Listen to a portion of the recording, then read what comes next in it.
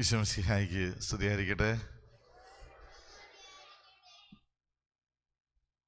ഇന്ന് നമ്മളെ സംബന്ധിച്ചിടത്തോളം വലിയ പരിത്യാഗത്തിൻ്റെ ദിവസമാണ്. ഈശോയുടെ കൂടെ ചേർന്ന് ഈശോയുടെ കുരിശിൻ്റെ വഴിയിലൂടെ നിങ്ങളെല്ലാവരും ദൈവാലയത്തിലേക്ക് എത്തിച്ചേർന്ന ദിവസമാണ് ഈ ദിവസം. ഞാനിന്നിങ്ങനെ കടന്നു വന്ന വഴിയിൽ ഞാനിങ്ങനെ ശ്രദ്ധിക്കുകയായിരുന്നു. എല്ലാവരും പൊരി വെയിലത്ത് ഇങ്ങനെ നടന്നു വരുന്നു, കുരിശുമൊക്കെ പിടിച്ച് നടന്നു വരുന്നു. പാട്ടുകാർ കർത്താവിൻ്റെ പീഡാനുഭവ ചരിത്രം ഓർമ്മിപ്പിച്ച് കുരിശിൻ്റെ വഴി പ്രാർത്ഥന ചൊല്ലി പ്രാർത്ഥിക്കുന്നു. എല്ലാവരും ഭക്തിയോടുകൂടെ പങ്കെടുക്കുന്നു.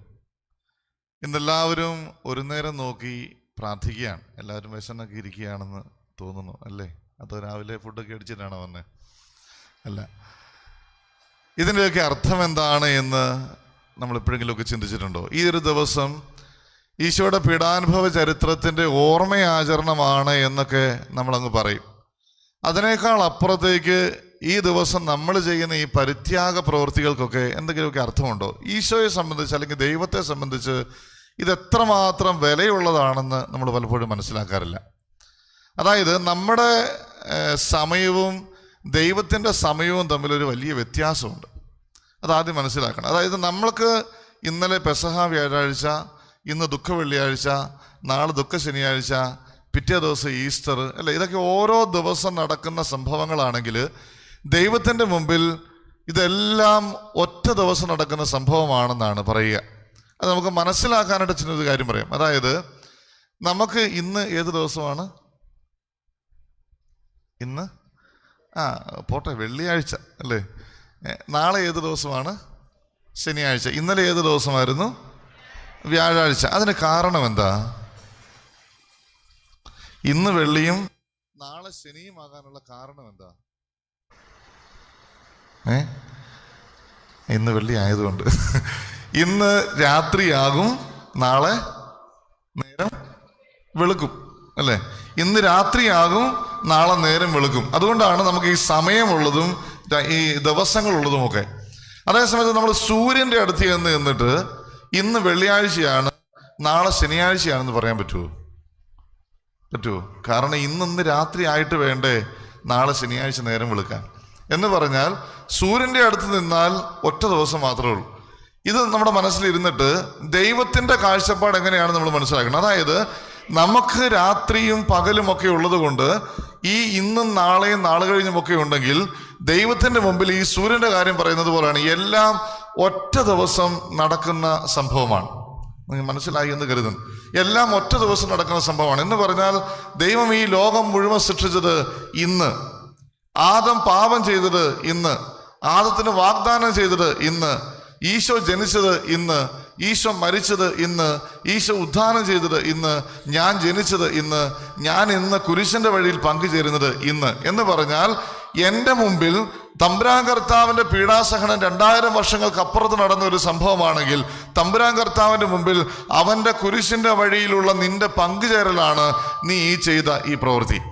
അതിനെത്രമാത്രം ദൈവത്തിൻ്റെ മുമ്പിൽ വിലയുണ്ടെന്ന് എൻ്റെ പ്രിയപ്പെട്ടവരെ നമ്മളിത് മനസ്സിലാക്കുന്നില്ല. കാരണം നമ്മുടെ ഓരോ സഹനത്തിനും എൻ്റെ പ്രിയപ്പെട്ടവരെ ദൈവത്തിന് മുമ്പിൽ ഭയങ്കര വിലയാണ്. എന്ന് പറഞ്ഞാൽ നീ ഓരോ സഹനങ്ങൾ ഏറ്റെടുക്കുമ്പോഴും ഓരോ വേദന ഏറ്റെടുത്ത് ചെയ്യുമ്പോഴും കർത്താവിൻ്റെ പീഡാസഹനത്തിലുള്ള പങ്കുചേരലാണ് നടക്കുക. അതുകൊണ്ടാണ് പൗലോസ്ലീഹ വിളിച്ചു പറയുന്നത്, നിങ്ങൾക്ക് വേണ്ടിയുള്ള എൻ്റെ വേദനകളെ ഞാൻ സന്തോഷത്തോടെ സ്വീകരിക്കുകയാണ്. നിങ്ങൾക്കുള്ള വേദന, എൻ്റെ ശരീരത്തിൽ അനുഭവപ്പെടുന്ന വേദനകളെ ഞാൻ സന്തോഷത്തോടെ സ്വീകരിക്കുന്നു. കാരണം നിങ്ങൾക്ക് വേണ്ടിയുള്ള പീഡാസഹനങ്ങളിൽ കർത്താവ് സഹിച്ച പീഡാസഹനത്തിൻ്റെ കുറവിനെ എൻ്റെ ശരീരം കൊണ്ട് ഞാൻ പരിഹരിക്കുകയാണ്. കർത്താവ് അനുഭവിച്ച പീഡാസഹനത്തിന്റെ കുറവിനെ എൻ്റെ ശരീരം കൊണ്ട് ഞാൻ പരിഹരിക്കുകയാണ്. എന്ന് പറഞ്ഞാൽ കർത്താവിൻ്റെ പീഡാസഹനത്തിന് കുറവൊന്നുമില്ലായിരുന്നു. പക്ഷേ പൗലോസ്ലീഹ പറയുകയാണ്, ഞാൻ സഹിക്കുന്നത് അവൻ്റെ ശരീരത്തിൻ്റെ ഭാഗമായതുകൊണ്ടാണ്. ഞാൻ സഹിക്കുന്നത് കർത്താവിൻ്റെ ഭൗതിക ശരീരമായ സഭയുടെ ഭാഗമായതുകൊണ്ടാണ്. അതുകൊണ്ട് എൻ്റെ ശരീരം കൊണ്ട് കർത്താവിൻ്റെ പീഡാസഹനത്തിൻ്റെ കുറവിനെ ഞാൻ പരിഹരിക്കുക. പറഞ്ഞാൽ ഇന്ന് നമ്മൾ ഏൽക്കുന്ന ഓരോ സഹനങ്ങളും ഓരോ പീഡാസഹനങ്ങളും, ഇന്ന് നിങ്ങൾ ഈ പൊരിഞ്ഞ വെയിലത്ത് നടന്നു വന്ന കുരിശിൻ്റെ വഴിയുമൊക്കെ കർത്താവിൻ്റെ മുമ്പിലെ വില എന്താണെന്നറിയാമോ? ഈശോയുടെ പീഡാസഹന യാത്രയിലുള്ള നിങ്ങളുടെ പങ്കുചേരലാണ്. കാരണം അവൻ്റെ മുമ്പിൽ ഇത് രണ്ടും നടന്നത് ഒറ്റ ദിവസമാണ്. ഇന്നത്തെ ദിവസം നീ ഉപവാസം എടുത്ത് പ്രാർത്ഥിക്കുമ്പോൾ നീ നിൽക്കുന്നത് എവിടെയാണെന്നറിയാവോ? ഓസ്ര നഗരിയിലെ സ്ത്രീകളുടെ കൂട്ടത്തിൽ, കർത്താവിനെ ആശ്വസിപ്പിക്കാൻ വന്ന സ്ത്രീകളുടെ കൂട്ടത്തിലാണ് നമ്മൾ നിൽക്കുക. എന്ന് പറഞ്ഞാൽ അവൻ്റെ പീഡാസഹനത്തിൽ അവൻ്റെ മനസ്സോട് ചേർന്ന് പങ്കുചേരുന്നവരായി നമ്മൾ മാറ്റപ്പെടുകയാണ്. ഇതാണ് നമ്മൾ സംഭവിച്ച കാര്യം. അതുകൊണ്ട് നമ്മൾ ഈ ചെയ്യുന്ന പ്രവൃത്തിക്ക് ചുമ്മാ ഒരു ഷോ ആണെന്നൊന്നും വിചാരിച്ചേക്കല്ലേ, ചുമ്മാ ഒരു ഷോ ആണെന്നൊന്നും വിചാരിച്ചേക്കരുത്. നീ കർത്താവിൻ്റെ നാമത്തിൽ കൊടുക്കുന്ന ഒരു പാത്രം വെള്ളത്തിന് ഈ ലോകത്തിലും വരാനിരിക്കുന്ന ലോകത്തിലും വലിയ പ്രതിഫലം തരുമെന്ന് വാഗ്ദാനം ചെയ്ത കർത്താവ് നിങ്ങൾ ഇന്ന് ചെയ്യുന്ന ഓരോ സഹനത്തിനും 100 ഇരട്ടിയായിട്ട് നിങ്ങൾക്ക് പ്രതിഫലം തരും. കാരണം അവൻ്റെ പീഡാസഹനത്തിൻ്റെ കുറവിനെയാണ് നിങ്ങളുടെ ശരീരം കൊണ്ട് നിങ്ങളിപ്പോൾ പരിഹരിച്ചത്. എന്ന് പറഞ്ഞാൽ നിങ്ങൾ ഇപ്പോൾ സമർപ്പിച്ച ഈ പീഡാസഹനം, ഇപ്പോൾ സമർപ്പിച്ച ഈ യാത്ര കർത്താവ് അത് ഉപയോഗിക്കുന്നത് എന്തിനാണെന്നറിയാവോ? ഒത്തിരിയേറെ ആത്മാക്കളെ സ്വർഗത്തിലേക്ക് കൊണ്ടുപോകാൻ, ഒത്തിരിയേറെ ആത്മാക്കളെ സ്വർഗത്തിലേക്ക് കൊണ്ടുപോകാനാണ് അവൻ പീഡാസഹനങ്ങൾ ഏറ്റതെങ്കിൽ ഇന്ന് നിങ്ങൾ കർത്താവിൻ്റെ കൂടെ ചേർന്ന് അവൻ്റെ ഭൗതിക ശരീരമായി നിന്നുകൊണ്ട് അർപ്പിച്ച ഈ ഒരു കാര്യം, ഈ ഒരു പരിത്യാഗം കർത്താവ് എടുക്കുന്നത് ഇതേ കാര്യത്തിന് വേണ്ടി തന്നെയാണ്. അനേകം ആത്മാക്കൾ ഇന്നത്തെ ദിവസം സ്വർഗം കാണും. അനേകം ശുദ്ധീകരണ സ്ഥലത്തിലെ ആത്മാക്കൾ ഇന്നേ ദിവസം സ്വർഗം കാണും. അതിൻ്റെ ഒരു വലിയ ഗുണം എന്നാണെന്നറിയാമോ? ആ ആത്മാക്കളുടെ മുഴുവൻ പ്രാർത്ഥന നമ്മളുടെ മേലുണ്ടാവും. കാരണം വിശുദ്ധരായിട്ടുള്ള ആളുകൾക്കൊക്കെ ശുദ്ധീകരണ സ്ഥലത്തിലെ ആത്മാക്കളുടെ ചില പ്രത്യക്ഷപ്പെടലുകൾ, സഭ അംഗീകരിച്ചിട്ടുള്ള ചില പ്രത്യക്ഷപ്പെടലുകളുണ്ട്. അവരൊക്കെ പറയുന്ന ഒരു കാര്യമുണ്ട്, ശുദ്ധീകരണ സ്ഥലത്തിലെ ഓരോ ആത്മാവ് നിന്റെ ഒരു പ്രാർത്ഥന കൊണ്ട് 1 മിനിറ്റ് മുമ്പെങ്കിലും സ്വർഗത്തിലേക്ക് പ്രവേശിച്ചാൽ ആ ആത്മാവിൻ്റെ മുഴുവൻ സമയത്തെയും പ്രാർത്ഥന നീ ശുദ്ധീകരണ സ്ഥലത്ത് കിടക്കാതെ നേരെ സ്വർഗത്തിൽ എത്തണമെന്നുള്ളതാണ്.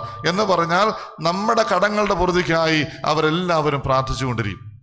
നമ്മൾ ഓർത്തിരിക്കേണ്ട ഒരു കാര്യം എന്നറിയാവോ? നമ്മൾ ചെയ്യുന്ന ഒരു പ്രവൃത്തിയും വെറുതെയല്ല. നമ്മൾ ചെയ്യുന്ന ഒരു പ്രവൃത്തിയും വെറുതെയല്ല. നിങ്ങൾ ഇന്ന് ഈ ചെയ്ത പ്രവൃത്തിക്ക് സ്വർഗം ഒത്തിരിയേറെ വില നൽകുന്നുണ്ട്. സ്വർഗം ഒത്തിരിയേറെ വില നൽകുന്നുണ്ട്. അപ്പം അതുകൊണ്ട് നമ്മൾ ഇന്നത്തെ ദിവസം ചിന്തിക്കേണ്ട ഒരു കാര്യം, എന്തിനാണ് ഈശോ ഈ ലോകത്തിലേക്ക് വന്ന് ഈ പീഡാസഹനങ്ങളെല്ലാം ഏറ്റെടുത്തത്? എന്തെങ്കിലും കാര്യം ഉണ്ടായിരുന്നോ? ഈശോ എന്തിനാണ് ഈ ലോകത്തിലേക്ക് വന്ന് ഈ പീഡാസഹനങ്ങളൊക്കെ ഏറ്റെടുത്തത്? എന്തിനായിരുന്നു? നമ്മളെ രക്ഷിക്കാൻ വേണ്ടി, നമ്മളെ രക്ഷിക്കാൻ വേണ്ടി. നമ്മുടെ രക്ഷ എന്ന് പറഞ്ഞാൽ എന്താണ്? നമ്മുടെ രക്ഷ എന്ന് പറഞ്ഞാൽ എന്താണ് എന്ന് പറഞ്ഞാൽ ദൈവത്തിൻ്റെ പ്ലാനും പദ്ധതിയും അനുസരിച്ച് നമ്മൾ ജീവിക്കേണ്ടിയിരുന്ന രീതി ഇതൊന്നും അല്ലായിരുന്നു. നമ്മൾ ജീവിക്കേണ്ടിയിരുന്ന രീതി ഇതൊന്നും അല്ല. നിങ്ങളൊന്ന് ഓർത്ത് നോക്കിയേ, കർത്താവ് എങ്ങനെയാണ് ലോകം മുഴുവൻ സൃഷ്ടിച്ചത്? അവൻ 5 ദിവസം കൊണ്ട് സർവ്വകാര്യങ്ങളും സൃഷ്ടിച്ചു. 5 ദിവസം കൊണ്ട് സർവ്വകാര്യങ്ങളും സൃഷ്ടിച്ചിട്ട് 6-ാമത്തെ ദിവസം മനുഷ്യനെ സൃഷ്ടിച്ചു. എന്നിട്ട് മനുഷ്യനോട് പറഞ്ഞു, നീ ഇതിനെയെല്ലാം കാത്തു ഭരിക്കണം, ഇതിനെയെല്ലാം കാത്തു ഭരിക്കണം. എന്ന് പറഞ്ഞാൽ ഒരു രാജാവായിട്ട് സർവ്വ സുഖ സൗകര്യങ്ങളോടും കൂടെ ഒരു കഷ്ടപ്പാടുമില്ലാതെ ഒരു വേദനയുമില്ലാതെ ജീവിക്കാൻ വേണ്ടിയിട്ടാണ് കർത്താവ് മനുഷ്യനെ സൃഷ്ടിച്ചത്. മനസ്സിലാകുന്നുണ്ടോ? നമ്മൾ അധ്വാനിച്ച് ജോലി ചെയ്ത് കഷ്ടപ്പെട്ട് വേർപ്പ് കൊണ്ട് ഭക്ഷണം കഴിക്കണം എന്നുള്ളതല്ലായിരുന്നു ദൈവത്തിൻ്റെ പ്ലാനും പദ്ധതിയും. വെറുതെ നടന്നാൽ മതിയായിരുന്നു, അല്ലേ? വെറുതെ ഒരു കാര്യമില്ലാതെ ഡ്രസ്സ് പോലും അലക്കണ്ട, കാരണം അതില്ലല്ലോ. ആ കഷ്ടപ്പാട് പോലും ഇല്ല. വെറുതെ അങ്ങ് നടക്കുക, വെറുതെ ഭക്ഷണം കഴിക്കുക, എല്ലാത്തിനെയും കാത്തു ഭരിക്കുക. ഇതാണ് മനുഷ്യൻ്റെ പരിപാടി. എന്തൊരു രസമായിരുന്നു ആ ഒരു ജീവിതം. നിങ്ങളൊന്ന് ഓർത്ത് നോക്കിയ, ദൈവത്തിൻ്റെ പദ്ധതിയിലെ മനുഷ്യൻ്റെ ജീവിതം വിഭാവനം ചെയ്തിരുന്നത് അങ്ങനെയാണ്. എന്ന് പറഞ്ഞാൽ വെറുതെ മനുഷ്യൻ നടക്കുമ്പോൾ ഇഷ്ടം പോലെ പഴങ്ങൾ അവനെ വെറുതെ കഴിച്ചെങ്കിൽ ജീവിച്ചാൽ മതി. ഇഷ്ടം പോലെ പഴങ്ങൾ, എന്നെ കഴിച്ചോ എന്ന് പറഞ്ഞ് നിൽക്കുകയാണ്, അല്ലേ? മൃഗങ്ങളൊക്കെ അവൻ പറയുന്നതാണ് അനുസരിക്കുന്നത്, അവൻ പറയുന്നതാണ് അതിന് പേര്, അല്ലേ? ഒരു ദിവസം മനുഷ്യൻ നിൽക്കുമ്പോൾ ഒരു 4 കാലുള്ള സാധനം, താടിയൊക്കെ ഉള്ളൊരു സാധനം ഇതുവഴി നടന്നു വരുന്നു. സിംഹം ഇങ്ങനെ വിളിച്ചിട്ട് പറയടാവേ നീ വന്നേ, നാളെ മുതൽ സിംഹം എന്ന് വിളിക്കുമ്പോൾ നീ വന്നേക്കണം, ഓക്കെ, അല്ലേ? പൂച്ച എന്ന് വിളിക്കുമ്പോൾ നീ വരണം, ഓക്കെ. മനുഷ്യൻ പറയുന്നതാണ് എല്ലാം അനുസരിക്കുന്നത്. മനുഷ്യൻ പറയുന്നതിനനുസരിച്ചാണ് സർവ്വകാര്യങ്ങൾ പോകുന്നത്. ഇതുപോലെ ഒരു രാജാവായിട്ട് ജീവിക്കാനായിട്ടാണ് മനുഷ്യനെ ദൈവം സൃഷ്ടിച്ചത്. പക്ഷേ ഒരു പ്രശ്നം പറ്റി. ഒരു കാര്യം കർത്താവ് അതിന് നടുക്ക് വെച്ചിട്ട് പറഞ്ഞു, ഇതിൻ്റെ അകത്തുനിന്ന് നീ ഭക്ഷിക്കരുത്. ഇത് നന്മതന്മയുടെ അറിവിൻ്റെ പഴമാണ്, ഇതിനകത്തുനിന്ന് നീ ഭക്ഷിക്കരുത്. ഞാൻ പലപ്പോഴും ഓർത്തിട്ടുണ്ട്, എന്തിനാണ് അങ്ങനത്തെ ഒരു കൊനസ്റ്റ് പരിപാടി അവിടെ കൊണ്ട് കാണിച്ചു വെച്ചത്? ആ സാധനം അല്ലെങ്കിൽ അറ്റ്ലീസ്റ്റ് ഒരു വേലി കിട്ടിയെങ്കിലും അവിടെ വെക്കണ്ടേ? അങ്ങോട്ട് കയറരുത് എന്നും പറഞ്ഞ് നല്ലൊരു മുള്ളുവേലിയൊക്കെ കെട്ടി വെച്ചിരുന്നെങ്കിൽ ഈ പ്രശ്നം വല്ലതും ഉണ്ടാകുമായിരുന്നോ? പക്ഷേ ഇങ്ങനത്തെ ഒരു കാര്യം ചെയ്യുന്നത് എന്തുകൊണ്ടാണെന്നറിയാവോ? ഈ ഒരു കാര്യം ഒരു ഓർമ്മപ്പെടുത്തലാണ്. എന്ന് പറഞ്ഞാൽ ബാക്കി എല്ലാ സുഖസൗകര്യങ്ങളും നിനക്കുണ്ട്. നീ അങ്ങനെ ജീവിക്കുമ്പോൾ നീ ഒരു കാര്യം മറക്കരുത്. എന്താണെന്ന് അറിയാവോ? ഇതെല്ലാം നീ ഉണ്ടാക്കിയതല്ല, ഞാൻ ഉണ്ടാക്കിയതാണ്. എന്ന് പറഞ്ഞാൽ ഇതിൻ്റെ എല്ലാം അവകാശി ആരാണ്? ദൈവമാണ്. നിങ്ങൾക്ക് മനസ്സിലാകുന്നുണ്ടോ? എന്ന് പറഞ്ഞാൽ എല്ലാ കാര്യത്തിലും കർത്താവ് ഇങ്ങനെ ഒരു നിബന്ധന വെക്കും. അത് മനുഷ്യനെ ഓർമ്മിപ്പിക്കാനായിട്ടാണ്. ഇപ്പൊ സാംസന്റെ ജീവിതത്തിൽ കർത്താവ് ഒരു കാര്യം പറഞ്ഞു. സാംസനെ ദൈവം തിരഞ്ഞെടുത്തതാണ്. സാംസന്റെ പ്രത്യേകത എന്നതാ? അപാര ശക്തിയാണ്, അല്ലേ? അപാര ശക്തി, ഇത്രയും മസില്, ഒരു ഭയങ്കര ആജാനുബാഹു, ഒരു തള്ളു കൊടുത്താൽ ഈ ഭിത്തിയൊക്കെ അങ്ങ് പോവും, അല്ലേ? അത്രയ്ക്കും വലിയ ശക്തനാണ് ആര്? സാംസൺ. എന്ന് പറഞ്ഞാൽ കോട്ടവാതിൽ അടച്ചിരിക്കുന്നു. സാംസൺ അകത്ത് കയറി കഴിയുമ്പോൾ കോട്ടവാതിൽ ഫിലിസ്തീർ അടയ്ക്കും. എന്തിനാണ് ഈ കോട്ടവാതിൽ എന്ന് പറഞ്ഞാൽ? അതിൻ്റെ പ്രത്യേകത അറിയാലോ. കോട്ട എന്നൊക്കെ പറഞ്ഞു കഴിഞ്ഞാൽ നമ്മുടെ ഈ പള്ളിയുടെ പകുതി വീതി കാണും അതിൻ്റെ ഭിത്തിക്ക്. ഈ നിങ്ങൾ ബാഹുബലി സിനിമയൊക്കെ കണ്ടിട്ടില്ലേ?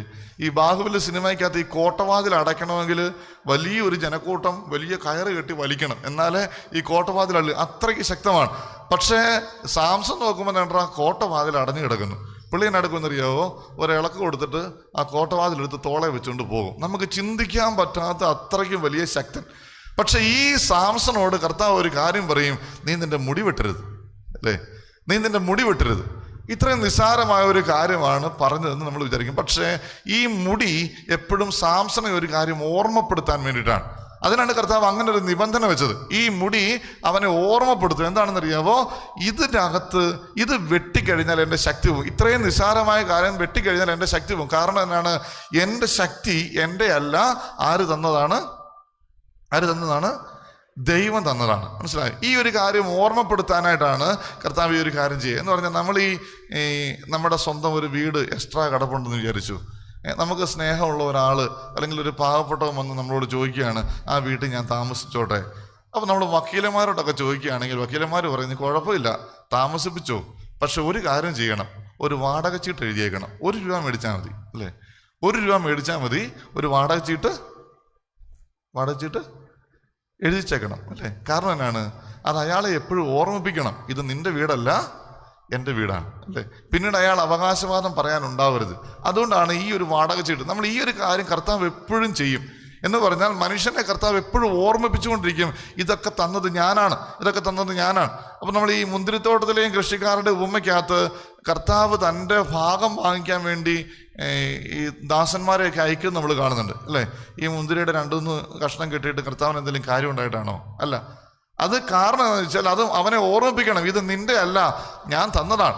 ഈ ഒരു ഓർമ്മപ്പെടുത്തലാണ് ഈ ഒരു കാര്യം. അപ്പോൾ മനുഷ്യനോട് കർത്താവ് പറഞ്ഞു, ഇതിൻ്റെ അകത്തുനിന്ന് നീ ഭക്ഷിക്കരുത്. കാരണം നിനക്ക് വേണ്ടി നന്മ എന്താണ്, തിന്മ എന്താണ്, ചെയ്യേണ്ടത് എന്താണ്, ചെയ്യരുതാത്തത് എന്താണ് എന്ന് തീരുമാനിക്കുന്നത് ഞാനാണ്. അത് നീ എപ്പോഴും ഓർക്കണം. അപ്പം ദൈവം പറയുന്നതനുസരിച്ചാണ് മനുഷ്യൻ ഈ ഭരണം നടത്തുന്നത്. അപ്പം നിങ്ങളൊരു ഉദാഹരണം ഞാൻ പറയാം, നിങ്ങളിത് ഓർത്തിരുന്നോണം. നിങ്ങൾക്ക് ക്ഷീണം വല്ലതും ഉണ്ടോ?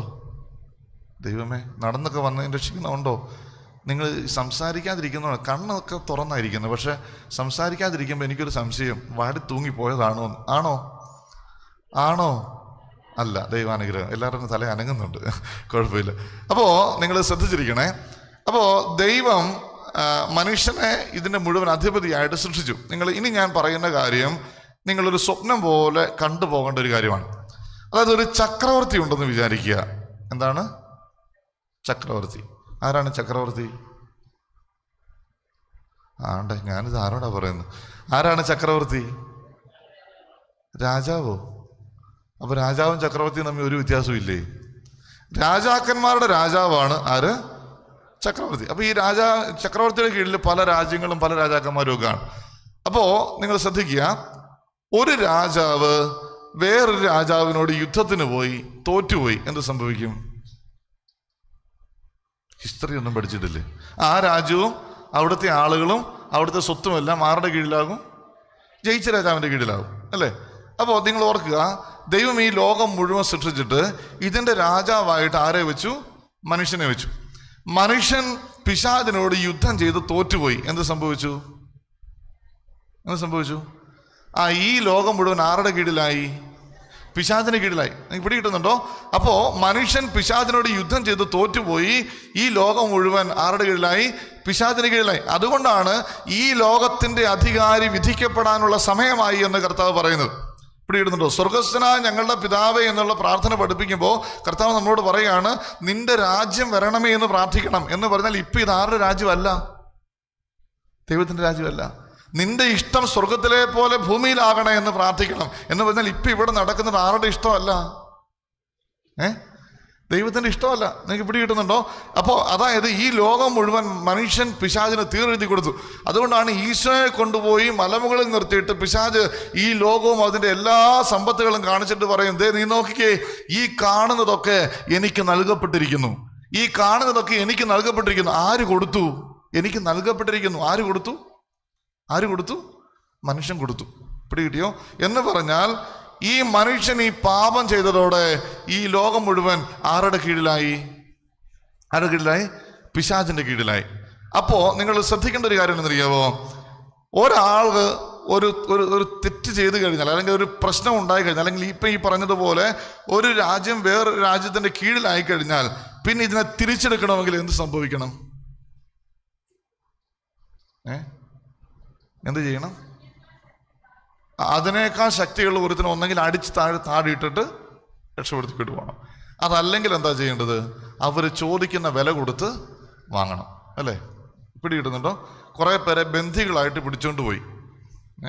നിങ്ങൾ 5-6 എണ്ണം, നിങ്ങളെല്ലാം വലിയ പ്രഗത്ഭരാണല്ലോ, 5-6 എണ്ണത്തിനെ പിടിച്ചോണ്ട് പോയി ബന്ധിയാക്കി. വികാരിച്ചൻ്റെ അടുത്ത് ഫോൺ വിളിച്ച് ചോദിക്കും, 15 കോടി രൂപ തരുവാണെങ്കിൽ അല്ലേ ഇത്ര എണ്ണത്തിനെ വിട്ടുതരാം അല്ലേ? വികാരിച്ചൻ പറയും, എൻ്റെ പൊന്നു എടുത്തോണ്ട് പോക്കൂ അല്ലേ? അല്ലേ, പോട്ടെ, അങ്ങനെയൊന്നും ഞാൻ പറയത്തില്ല. ഞാൻ പറഞ്ഞത് ഒരു കൂട്ടരെ ബന്ധികളാക്കി വെച്ചാൽ ഒന്നെങ്കിൽ അവർ ചോദിക്കുന്ന വില കൊടുക്കണം. അതാണ് നീതിപൂർവമായിട്ടുള്ള പ്രവൃത്തി അല്ലേ? നിങ്ങൾ ശ്രദ്ധിക്കുക. അതായത് മനുഷ്യൻ പിശാചിനോട് യുദ്ധം ചെയ്ത് തോറ്റുപോയി. സംഭവിച്ചതിനാണ് ഈ ലോകം മുഴുവൻ ആരുടെ കീഴിലായി? പിശാചിന്റെ കീഴിലായി. ഒറ്റ നിമിഷം കൊണ്ട് ഭരണം മാറിയപ്പോ രീതികളെല്ലാം മാറി. അതുവരെ സർവ്വ സുഖ സൗകര്യങ്ങളും അനുഭവിച്ച് കൃഷിയും ചെയ്യേണ്ട ഒന്നും ചെയ്യേണ്ട ഇഷ്ടം പോലെ ഭക്ഷിച്ച് എല്ലാ മൃഗങ്ങളുടെയും മേൽ ആധിപത്യം സ്ഥാപിച്ച് ജീവിച്ചിരുന്ന മനുഷ്യൻ പിന്നീട് അധ്വാനിച്ച് ഭക്ഷണം കഴിക്കേണ്ട സ്ഥിതിയായി. വേർപ്പൊഴുക്കി അധ്വാനിച്ചാലും ഭൂമി ഫലം കൊടുക്കാറായി. അവൻ്റെ ജീവിതം കഷ്ടപ്പാടിൻ്റെ ജീവിതമായി. എൻ്റെ പ്രിയപ്പെട്ട അമ്മച്ചിമാരെ, നിങ്ങൾ ഇങ്ങനൊന്നും അല്ല പ്രസവിക്കേണ്ടിയിരുന്നത്. ഒരു വേദനയിലായിരുന്നു, വെറുതെ അങ്ങ് പ്രസവിച്ചാൽ മതിയായിരുന്നു. ഇതിനു ശേഷമാണ് ഗർഭാരക്ഷതകളൊക്കെ വർദ്ധിച്ചത്. എന്ന് പറഞ്ഞാൽ പിശാച് ഭരണമേറ്റതോടെ മനുഷ്യന്റെ ജീവിതം മുഴുവൻ ദുരിതത്തിലായി. നിങ്ങൾ ശ്രദ്ധിക്കണേ, തമ്പുരാൻ കർത്താവ് എടുക്കുന്ന ഒരു തീരുമാനം, അതായത് നിങ്ങൾ മനസ്സിലാക്കേണ്ട കാര്യം ഇതാണ്. കർത്താവിന് 2 ഭാവമാണുള്ളത്. 2 ഭാവം. ഒന്ന്, നിന്റെ അപ്പൻ്റെ ഭാവം. നിന്നെ എത്ര നീ തെറ്റ് ചെയ്താലും നിന്റെ പുറകെ നടന്ന് സ്നേഹിക്കുന്ന നിന്റെ ഒരു അപ്പൻ്റെ ഭാവമുണ്ട്. അതേ സമയത്ത് തമ്പുരാൻ കർത്താവിന് മറ്റൊരു ഭാവമുണ്ട്. ഏതാണെന്നറിയാവോ? നീതിമാനായ ന്യായാധിപന്റെ ഭാവം. ഈ 2 സ്ഥാനത്തും കർത്താവ് ഇരുന്നേ പറ്റുള്ളൂ. അതുകൊണ്ട് മനുഷ്യൻ പാപം ചെയ്തു കഴിഞ്ഞപ്പോൾ അവനോടുള്ള അഗാധമായ സ്നേഹം കർത്താവിനുണ്ട്.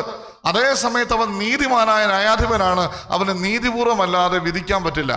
അതായത് പിശാച് ജയിച്ചതോടെ മനുഷ്യനെ പിശാചിന്റെ ആധിപത്യത്തിലേക്ക് വിട്ടുകൊടുക്കാതിരിക്കാൻ കർത്താവിന് പറ്റില്ല. കാരണം എന്താണ്? കർത്താവ് നീതിമാനായ ന്യായാധിപനാണ്. അപ്പൊ ദൈവത്തിന്റെ അപ്പന്റെ ഭാവത്തോടുകൂടി കർത്താവ് എടുക്കുന്ന ഒരു തീരുമാനമാണ് ഇവനെ ഏദൻ തോട്ടത്തിൽ നിന്ന് പുറത്താക്കുന്നത്. മനുഷ്യനെ ഏദൻ തോട്ടത്തിൽ നിന്ന് കർത്താവ് പുറത്താക്കുകയാണ്. കർത്താവ് മനുഷ്യനെ ഏദൻ തോട്ടത്തിൽ നിന്ന് പുറത്താക്കുന്നത് എന്തിനു വേണ്ടിയിട്ടാണെന്നറിയാവോ? അവിടെ വേറൊരു വൃക്ഷമുണ്ട്. ആ വൃക്ഷത്തിന്റെ ഫലം തിന്നാതിരിക്കാൻ. ആ വൃക്ഷത്തിന്റെ പേരെന്താണ്? ജീവന്റെ വൃക്ഷം. ജീവന്റെ വൃക്ഷത്തിന്റെ ഫലം തിന്നാനുള്ള കുഴപ്പം എന്നാ? ജീവന്റെ വൃക്ഷത്തിന്റെ ഫലം തിന്നാനുള്ള കുഴപ്പം എന്നാ? കർത്താവ് ചിന്തിക്കുന്ന ഒരു ചിന്തയുണ്ട്. അവൻ നന്മതന്മയുടെ പഴം പറിച്ചു തിന്ന് നമ്മിൽ ഒരുവനെ പോലെയായി. ഇനി അവൻ ജീവന്റെ വൃക്ഷത്തിനോട് പറിച്ചു തിന്ന് എന്താകാൻ പാടില്ല? അമർത്യനാകാൻ പാടില്ല. എന്ന് പറഞ്ഞാൽ മരണമില്ലാത്തവനാകാൻ പാടില്ല അല്ലേ? അതുകൊണ്ടാണ് മനുഷ്യനെ ഏദൻ തോട്ടത്തിൽ നിന്ന് പുറത്താക്കുന്നത്. നിങ്ങളൊന്ന് ഓർത്ത് നോക്കിയേ, മനുഷ്യനെ ദൈവം സൃഷ്ടിച്ചത് മരണമുള്ള ആളായിട്ടാണോ ഇല്ലാത്ത ആളായിട്ടാണോ? ദൈവം മനുഷ്യനെ സൃഷ്ടിച്ചത് മരണമുള്ള ആളായിട്ടാണോ ഇല്ലാത്ത ആളായിട്ടാണോ? ഇല്ലാത്ത ആളായിട്ടാണ്. കാരണം കർത്താവ് പറയാണ്, ഈ പഴം തിന്നാൽ നീ മരിക്കുക. അപ്പൊ തിന്നില്ലെങ്കിലോ മരിക്കുകയല്ല. നന്മതന്മയുടെ പഴം അവിടെ ഉള്ളപ്പോൾ തന്നെ ഉള്ള പഴമാണ് ജീവന്റെ വൃക്ഷത്തിന്റെ പഴം. പക്ഷെ അത് തിന്നരുതെന്ന് കർത്താവ് പറഞ്ഞിട്ടില്ലായിരുന്നു. കാരണം എന്നാ, അത് തിന്നാലും തിന്നില്ലേലും ഒരേ ഇഫക്റ്റാ. കാരണം ഇവന് മരണമില്ലായിരുന്നു. പക്ഷേ ജീവന്റെ വൃക്ഷത്തിനകത്ത് കർത്താവ് ഒളിപ്പിച്ചു വെച്ച ഒരു വലിയ കരുതലാണ് മരണം എന്ന് പറയുക. മനുഷ്യന്റെ മരണം എന്ന് പറയുന്നത് ഇതിനകത്ത് കർത്താവ് ഒളിപ്പിച്ചു വെച്ച ഒരു വലിയ കരുതലാണ്. കാരണം ഇത് ഭക്ഷിച്ചു കഴിഞ്ഞാൽ പിന്നെ പിശാചിന്റെ അടിമത്തത്തിലാകും. പിന്നെ മനുഷ്യന്റെ ജീവിതം കഷ്ടപ്പാടിന്റെ ജീവിതമാണ്. അത് ഒരിക്കലും അവസാനിച്ചില്ലെങ്കിൽ ഇവൻ ഒരിക്കലും അസ്തമിക്കാത്ത ഒരു ദുരിതം അനുഭവിക്കേണ്ടി വരും. അപ്പൊ അതുകൊണ്ടാണ് ഇതിനകത്ത് മരണം വെച്ചത്. അപ്പൊ ഈ മരണം ഇവൻ ഉണ്ടായതിനു ശേഷം ഇവൻ വീണ്ടും ഈ ജീവന്റെ വൃക്ഷത്തിന്റെ പഴം തിന്നാനുള്ള കുഴപ്പമെന്നാ, ഇവൻ ഈ ദുരിതത്തിൽ ഒരിക്കലും മരിക്കാത്തവനായിട്ട് മാറിപ്പോകും. നിങ്ങൾക്ക് പിടി കിട്ടുന്നുണ്ടോ? മനുഷ്യനെ ഏദൻ തോട്ടത്തിൽ നിന്ന് കർത്താവ് പുറത്താക്കി അവിടെ കെരൂബിനെ കാവൽ നിർത്തുന്നത് ഇവൻ വീണ്ടും ഏദൻ തോട്ടത്തിലോട്ട് കയറാതിരിക്കാനല്ല, ജീവന്റെ വൃക്ഷത്തിലേക്കുള്ള വഴി കാക്കാൻ അവൻ കെരൂബിനെ കാവൽ നിർത്തി. എൻ്റെ പ്രിയപ്പെട്ടവരെ, മനുഷ്യൻ പാപം ചെയ്തു. കർത്താവ് ഇവനെ അമർത്തിനാക്കാതിരിക്കാൻ വേണ്ടി ഏദൻ തോട്ടത്തിൽ നിന്ന് പുറത്താക്കി. ഈ ഏദൻ തോട്ടത്തിൽ നിന്ന് പുറത്താക്കുന്ന രംഗം, അതിനകത്ത് കർത്താവിൻ്റെ ഒരു വേദന മനസ്സിലാക്കണമെങ്കിലുണ്ടല്ലോ, നിങ്ങൾ ശരിക്കും പറഞ്ഞാൽ ഈ ബൈബിൾ ഭാഗം വായിക്കുമ്പോൾ, മനുഷ്യനെ ഏദൻ തോട്ടത്തിൽ നിന്ന് പുറത്താക്കുന്ന ഭാഗം വായിക്കുന്നതിന് മുമ്പ് എയർപോർട്ടിൽ പോയി വായി നോക്കണം. എയർപോർട്ടിൽ വായി നോക്കാൻ പോയിട്ടുണ്ടോ? കയറി പോകാൻ വേണ്ടി പോകരുത്, വെറുതെ വായി നോക്കാൻ വേണ്ടി പോകണം. ആരെങ്കിലും കയറ്റി വിടാൻ വേണ്ടി പോകണം. അവിടെ ഒരു രംഗമുണ്ട്. എന്താണെന്നറിയാവോ? ആ രംഗത്തിൽ നമ്മൾ കയറ്റി വിടാൻ വേണ്ടി ടാറ്റ കാണിക്കാൻ വേണ്ടി നിൽക്കുമല്ലോ. അപ്പോൾ ടാറ്റ കാണിക്കാൻ വേണ്ടി നിൽക്കുമ്പോൾ നമ്മളൊരു ബാരിക്കേഡിന് ഇപ്പുറത്താണ് നിൽക്കുന്നത്. അപ്പുറത്ത് ഈ പോകാനുള്ള പാർട്ടികളൊക്കെ പാസ്പോർട്ട് ചെക്കിങ്ങിന് വേണ്ടി നിൽക്കും. നിങ്ങൾ കണ്ടിട്ടുണ്ടോ? അവിടെ നിൽക്കും. അപ്പം ഇവർ ക്യൂ നിന്ന് അങ്ങോട്ട് പോകും. അപ്പം നമ്മളിവിടെ തിങ്ങി നിന്നിട്ട് ടാറ്റ എന്ന് കാണിച്ചുകൊണ്ട് നിൽക്കും. അപ്പോൾ ചില അമ്മമാർ വരുവേ, അവര് മനസ്സോടെ മക്കളെ പിരിയാൻ മനസ്സില്ലാതെ ഈ അവസാനം മക്കൾക്ക് ടാറ്റ കൊടുത്ത് വിടാൻ വേണ്ടി വരുന്നതാണ്. ഇവർക്ക് ഒരു നാണവുമില്ല. അവിടെ ആരൊക്കെ നിൽക്കുന്നുണ്ടെന്ന് ഒന്നും നോക്കത്തില്ല. ഈ അമ്മമാർ ആ തിക്കിൻ്റെ ഇടയ്ക്കിടെ ഇവനിങ്ങനെ പാസ്പോർട്ട് ചെക്കിങ്ങിന് ഇങ്ങനെ നടന്നു പോകുമ്പോൾ ഈ അമ്മച്ചി ഇതിൻ്റെ ഇടയിൽ കൂടെ തിക്കി വന്നിട്ട് അവിടെ കിടന്നിട്ട് വിളിച്ചു പറയും, മോനെ രാശനാദിപ്പൊടി വെച്ചിട്ടുണ്ടേ, കൊച്ചു ഉച്ചയിലിട്ടോണേ, 10-25 വയസ്സായ ചെറുക്കനാ അല്ലേ, ഉച്ചയിലിട്ടോണേ, എണ്ണ വെച്ചിട്ടുണ്ട്, പോകാതെ നോക്കിക്കോണേ, അമ്മച്ചിയുടെ കിടന്ന് അലർജിയാ, അച്ചാറ് വെച്ചിട്ടുണ്ട്, കൊച്ചു കഞ്ഞി കുടിച്ചോണേ. ഇതേ ഡയലോഗാണ് ഇങ്ങനെ പറഞ്ഞുകൊണ്ടിരിക്കുന്നത്. അവസാനം ഇവൻ പാസ്പോർട്ട് ചെക്കിങ് കഴിഞ്ഞ് അകത്തോട്ട് കയറുമ്പോൾ ആരാ അടുത്ത് നിൽക്കുന്നുണ്ട് പോലും നോക്കുകയല്ല, നേരെ കെട്ടിപ്പിടിച്ചൊരു ഒറ്റ കരച്ചില. എൻ്റെ പ്രിയപ്പെട്ടവരെ, ഈ ഒരു കാര്യം ഒന്ന് വായി നോക്കിയിട്ട് വേണം കർത്താവ് മനുഷ്യനെ ഏദൻ തോട്ടത്തിൽ നിന്ന് പുറത്താക്കുന്ന ഭാഗം ഒന്ന് വായിക്കാൻ. അത് വായിക്കുമ്പോൾ മനസ്സിലാകും. അതായത് ഈ ഈ മനുഷ്യൻ പാപം ചെയ്തു, കർത്താവിന് അറിയാം. പക്ഷെ കർത്താവ് സ്വർഗത്തിൽ നിന്ന് തലേ ദിവസം എങ്ങനെ വന്നോ അതുപോലെ തന്നെ വരികയാണ് ഇവന്റെ കയ്യെ പിടിച്ചു ഇല്ലാത്താൻ വേണ്ടി. അപ്പൊ മനുഷ്യൻ പോയി പാത്തിരിക്കുകയാണ്. എന്താ പറയുന്നത്? കർത്താവെ എൻ്റെ അടുത്തോട്ട് വരല്, കാരണം എന്നാണ്? ഞാൻ നഗ്നനാണ്. കള്ളത്തരമല്ലേ ആദം പറഞ്ഞ്? കാരണം നേരം വെളുത്ത് പാപം ചെയ്ത് കഴിഞ്ഞപ്പോൾ ഇവൻ അത്തീരയൊക്കെ കൂട്ടിത്തുന്നി ഉണ്ടാക്കി അരക്കച്ചി ഉണ്ടാക്കി എന്ന് എഴുതി വെച്ചിട്ടുണ്ട്. പിന്നെ ഇവൻ നഗ്നനാണെന്ന് പറയുന്ന കള്ളത്തരമല്ലേ? കാര്യം സത്യമാണ്. സംഭവം എന്നാണെന്നറിയോ? നേരം വെളുത്ത് അരക്കച്ചയൊക്കെ സെറ്റാക്കി ഉണ്ടാക്കി ഇലയൊക്കെ വെച്ചിട്ട് ഉച്ചക്കത്തെ വെയിലടിച്ചപ്പോൾ സാധനമൊക്കെ പോയി. ഇവൻ പിന്നെ നിൽക്കുകയാണ്. നിങ്ങൾ ഓർക്കണം, കർത്താവ് തോലുകൊണ്ടുടയാട ഉണ്ടാക്കി അവനെ അണിയിച്ചു. തോലുകൊണ്ട് ഉടയാടെ ഉണ്ടാക്കി അവനെ ചെന്ന് പറഞ്ഞാൽ കർത്താവ് ചെയ്യുന്നറിയാം, മോനെ നിനക്ക് എന്നെ മുന്നിൽ നിൽക്കാനുള്ള പ്രശ്നം ഈ നാണക്കേടാണോ? ഞാൻ മാറ്റിത്തരാം. നീ ഈ ഇലയൊക്കെ കൂട്ടുതുന്നി ഉണ്ടാക്കി അത് വീണ്ടും പോകും, ഞാൻ ഉണ്ടാക്കി തരാൻ പോകാത്തത്. ഈ അമ്മ എല്ലാം പൊതിഞ്ഞു കെട്ടി കൊടുത്തു വിടുന്നത് പോലെയാണ് കർത്താവ് മനുഷ്യനെ ഏദൻ തോട്ടത്തിൽ നിന്ന് പുറത്താക്കുന്നത്. എന്നിട്ട് മനുഷ്യനോട് പറയുന്നത്, പോയി ചാകടാ, പോയി ദുരിതം അനുഭവിക്കടാ എന്നല്ല. കർത്താവ് പറയുന്നതെന്നാണെന്നറിയാവോ? നിനക്ക് വേണ്ടി ഞാനൊരു പദ്ധതി ഉണ്ടാക്കാം. ഞാൻ നിങ്ങളോട് പറഞ്ഞില്ലേ, അവൻ നീതിമാനായ ന്യായാധിപനാണ്. കർത്താവിന്റെ നീതിമാനായ ന്യായാധിപനായിരിക്കുമ്പോൾ കർത്താവിന്റെ അപാര ജ്ഞാനത്തിൽ നിന്ന് അവൻ ഒരു പരിഹാരം കണ്ടുപിടിക്കുകയാണ്. നിങ്ങൾ ശ്രദ്ധിക്കണേ, അവനൊരു പരിഹാരം കണ്ടുപിടിക്കുകയാണ്. കർത്താവ് പരിഹാരം കണ്ടുപിടിക്കുന്നത്, ഒരു മനുഷ്യൻ അനുസരണക്കേട് കാണിച്ചു. ഇതിന്റെ പരിഹാരം എന്താണ്?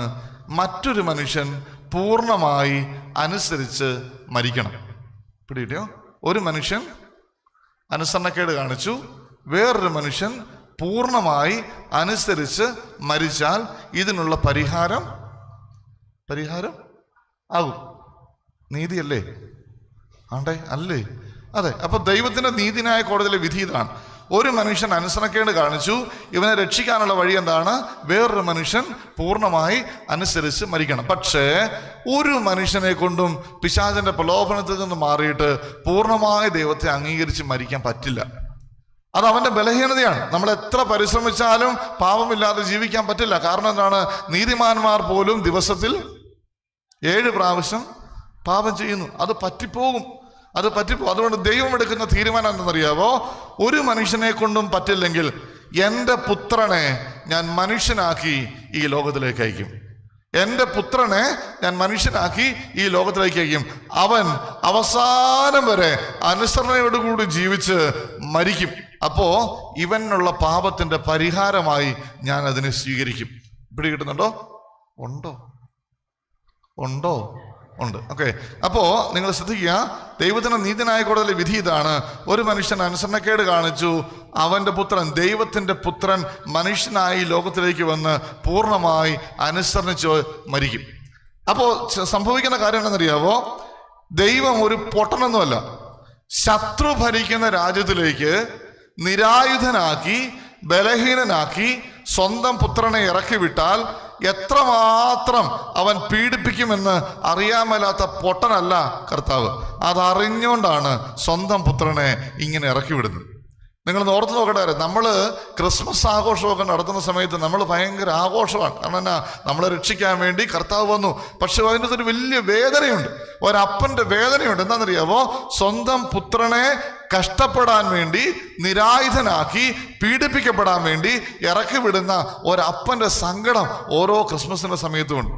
അതൊരു വലിയ വേദനയാണ്. നിങ്ങൾ ഓർത്ത് നോക്കണം, കർത്താവ് യേശു മിശിഹാ ഈ ലോകത്തിൽ വന്ന് അവന് സർവശക്തിയുള്ളവനാണെന്ന് ഓർത്തോണം. ഈ സർവശക്തിയുള്ള തമ്പുരാൻ കർത്താവ് ഈ ലോകത്തിൽ വന്നിട്ട് അതികഠിനമായ വേദന അവനേക്കാൾ ബലഹീനനായ പിശാചിനാൽ അനുഭവിച്ചിട്ട് മരിക്കുമ്പോൾ അവന് നമ്മളോടുള്ള സ്നേഹത്തിന്റെ ആധിക്യമാണ് അവന്റെ മനസ്സ് നിറച്ചുള്ളത്. അതുകൊണ്ടാണ് എൻ്റെ പ്രിയപ്പെട്ടവരെ, നിങ്ങൾക്കറിയാമല്ലോ ഈ പിശാചിന്റെ പ്രലോഭനം എന്താണെന്നറിയോ? പിശാച് കർത്താവിന് കൊടുക്കുന്ന പ്രലോഭനം എന്താണെന്നറിയോ? എന്താണെന്ന് ചോദിച്ചാൽ, ഈശോ ഒരേ സമയത്ത് മനുഷ്യനുമാണ്, അതേ സമയത്ത് ദൈവവുമാണ്. അപ്പോൾ മനുഷ്യന്റെ ബലഹീനതയുമുണ്ട്, ദൈവത്തിന്റെ സർവശക്തിയുമുണ്ട്.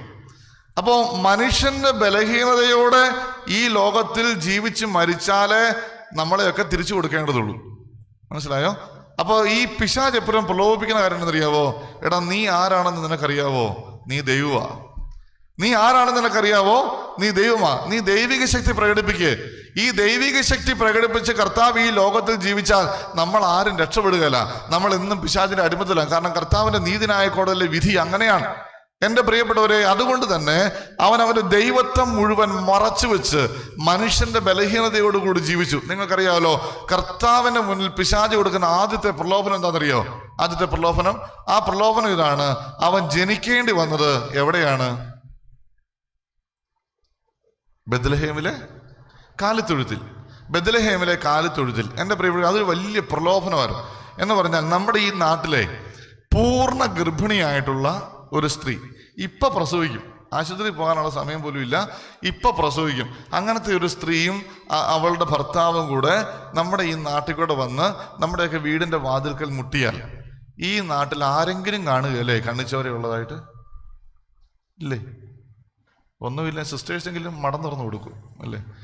ഈ നാട്ടിൽ ആരെങ്കിലും കാണുകയല്ലേ കണ്ണിച്ചോരയുള്ളത്? എവിടെങ്കിലും ഒരു സ്ഥലം കൊണ്ട് നമ്മൾ ഹൗസ്ഫുൾ ആയിട്ട് നിൽക്കുന്നവരാണെങ്കിലും ഒരു മുറിയിൽ നിന്ന് നമ്മൾ ഒഴിഞ്ഞു കൊടുത്തിട്ട് അതിനെ പ്രസവിച്ചോടെ എന്ന് പറയും. നമ്മൾ ഒത്തിരി കാണാറുണ്ട്, ബസ്സിനകത്ത് പ്രസവിക്കുന്നവരും അല്ലേ, പബ്ലിക് സ്ഥലത്ത് പ്രസവിക്കുന്നവരും ഒക്കെ ഉണ്ട്. എല്ലാവരും കൂടെ ചേർന്ന് നിന്ന് മറയൊക്കെ പിടിച്ച് അങ്ങനെയൊക്കെ പ്രസവിപ്പിക്കുന്നവരുണ്ട്. അങ്ങനെയാണ് നോർമൽ.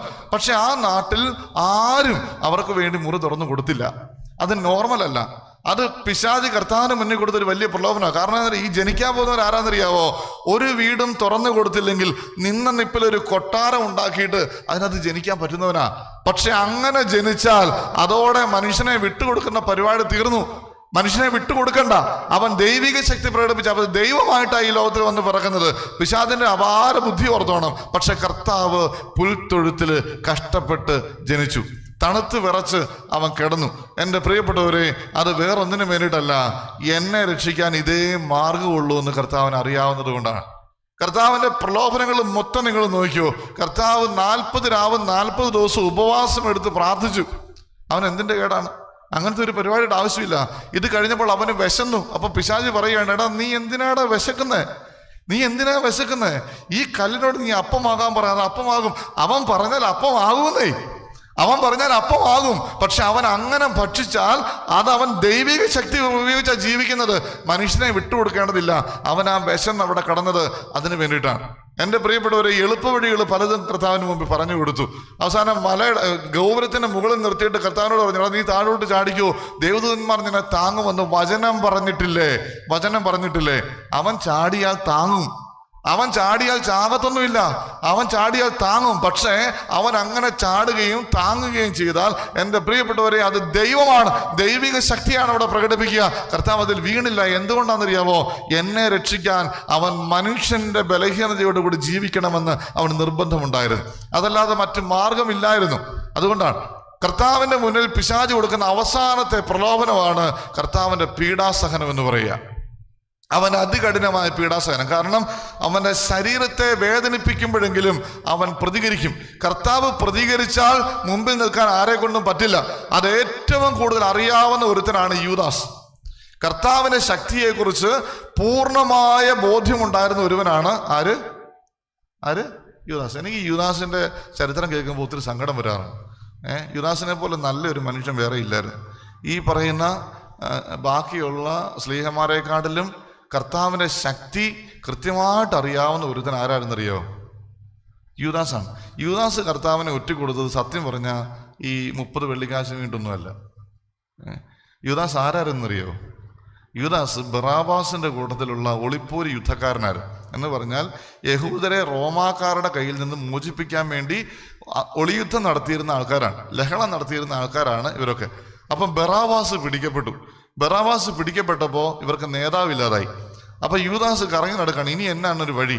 നല്ല കാര്യത്തിന് വേണ്ടിയിട്ടാണ്. എന്തിനാണ്? യഹൂദരെ, ദൈവത്തിന്റെ മനുഷ്യരെ റോമാക്കാരിൽ നിന്ന് മോചിപ്പിക്കാൻ വേണ്ടിയിട്ടുള്ള പരിപാടിയാണ്. അപ്പോഴാണ് യൂദാസ് അറിയുന്നത് യഹൂദര രാജാവെന്നും പറഞ്ഞ് ഒരുത്തിന് അതുവഴി നടപ്പുണ്ട്. അവൻ ഏതാണ്ടൊക്കെ പരിപാടികളുണ്ട്. അപ്പൊ യൂദാസ് പതിയെ ഈശോയെ തപ്പിപ്പോകുമ്പോൾ ഈശോ ചെയ്യുന്ന അത്ഭുതങ്ങളും ഒക്കെ കണ്ടിട്ട് യൂദാസ് ഈശോയുടെ പുറകെ അങ്ങ് കൂടും. കാരണം ഇവനെ കൊണ്ട് രക്ഷിക്കാൻ പറ്റുമെന്ന് യൂദാസിന് ഉറപ്പാണ്. അപ്പൊ യൂദാസ് കർത്താവിന്റെ പുറകെ നടക്കുന്നറിയോ? അവനെ പിടിച്ച് കൂടെ അങ്ങ് ചേർത്ത് നിർത്തും. ഈ ചേർത്ത് നിർത്തുന്നത് എന്തിനാണെന്നറിയാവോ? ഈ യൂദാസ് ഒറ്റിക്കൊടുക്കുമെന്ന് കർത്താവിന് അറിയാം. പക്ഷെ 3 കൊല്ലക്കാലം കർത്താവ് ചെയ്യുന്ന ഒരു പരിശീലനമാണ്. എന്താണെന്നറിയാവോ? ഞാൻ ക്ഷമിക്കും, നീ എന്ത് ചെയ്താലും ഞാൻ ക്ഷമിക്കുന്നവനാണ് എന്നും പറഞ്ഞുകൊണ്ടാണ് യൂദാസിനെ പിടിച്ച് കർത്താവ് കൂടെ ഇതൊന്ന് പഠിപ്പിക്കാൻ വേണ്ടിയിട്ടാ യൂദാസിനെ കർത്താവ് കൂടെ ചേർത്ത് ക്ഷമിക്കുന്നതൊക്കെ കാണിച്ച് ഇവന് ബോധ്യപ്പെടണം. ഇവൻ ഒറ്റിക്കൊടുത്താലും ഇവൻ നഷ്ടപ്പെട്ടു പോകരുത് എന്നതുകൊണ്ടാണ് കർത്താവ് യൂദാസിനെ പിടിച്ച് കൂടെ ചേർക്കുന്നത്. ഈ യൂദാസ് സ്ലീഹന്മാരുടെ ഇടയിൽ ആരായിരുന്നു? പ്രൊക്രേറ്ററച്ചനായിരുന്നു അല്ലേ? യൂദാസ് ആയിരുന്നു ഇവരുടെ കാശ് കൈകാര്യം ചെയ്തുകൊണ്ടിരുന്ന പാർട്ടി. ഈ യോഹന്നാൻ സ്ലീഹ എഴുതി വെച്ചേക്കുന്ന ഒരു കാര്യമുണ്ട്. അവൻ കാശ് കൈകാര്യം ചെയ്തു, അവൻ അതിൻ്റെ അകത്തുനിന്ന് എടുത്തിരുന്നത് കൊണ്ടുമാണ് അവൻ മറ്റേത് പറഞ്ഞത്. ഞാൻ ഓർത്തിട്ടുണ്ട്, ഈ യോഹന്നാൻ സ്ലീഹയ്ക്കൊക്കെ ഇത് പറയാൻ എന്നാ അവകാശമുള്ളത്? ഈ 12 എണ്ണം കർത്താവിൻ്റെ കൂടെ കൂടിയിട്ട് ഒറ്റയെണ്ണം ജോലിക്ക് പോയിട്ടില്ല. ഉണ്ടോ? ഒറ്റയെണ്ണം ഒരു പരിപാടിക്കും പോയിട്ടില്ല. ഈ 11 ഈ യൂദാസിനെ കൂടാതെ ബാക്കി 11 എണ്ണത്തിനെയും തീറ്റി പോരേണ്ട ഉത്തരവാദിത്വം ആർക്കാണ്? അതാണ് പ്രൊക്രേറ്ററിന്റെ പരിപാടി അല്ലേ? ഈ 11 എണ്ണത്തിനെയും ഈ 11 എണ്ണത്തിനെയും കർത്താവിനെയും തീറ്റി പോറ്റുന്ന പരിപാടി മൊത്തം ആരുടെയായിരുന്നു? യൂദാസിനായിരുന്നു. തീർച്ചയായിട്ടും നമ്മൾ ഈ വചനം വായിക്കുന്ന സമയത്ത് കർത്താവ് അവിടെ പോയി വിരുന്നുണ്ടോ, ഇവിടെ പോയി വിരുന്നുണ്ടോ എന്നൊക്കെ പറയുന്നുണ്ട്. ഇത് യൂദാസിന്റെ പരിപാടിയാണ്. കാരണം ഇതിനെല്ലാം തീറ്റി പോറ്റണ്ടേ? എന്നാ കിട്ടിയിട്ടാണ്? എവിടുന്ന് എന്നാ കിട്ടിയിട്ട്? ഒറ്റയാണ് ജോലിക്ക് പോകുന്നതല്ല, ഇതിനെല്ലാം തീറ്റി പോരണം. അപ്പൊ യൂദാസ് ചെയ്യുന്ന പരിപാടി എന്നറിയാവോ?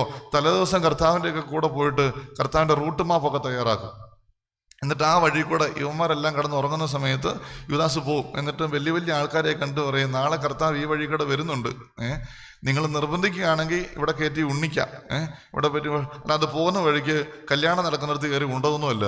തലേദിവസം പോയി ഇവരെയൊക്കെ ചാക്കിട്ട് ഇവർക്ക് എല്ലാത്തിനും ഫുഡ് ഉണ്ടാക്കി കൊടുത്തവനാണ് ആര്?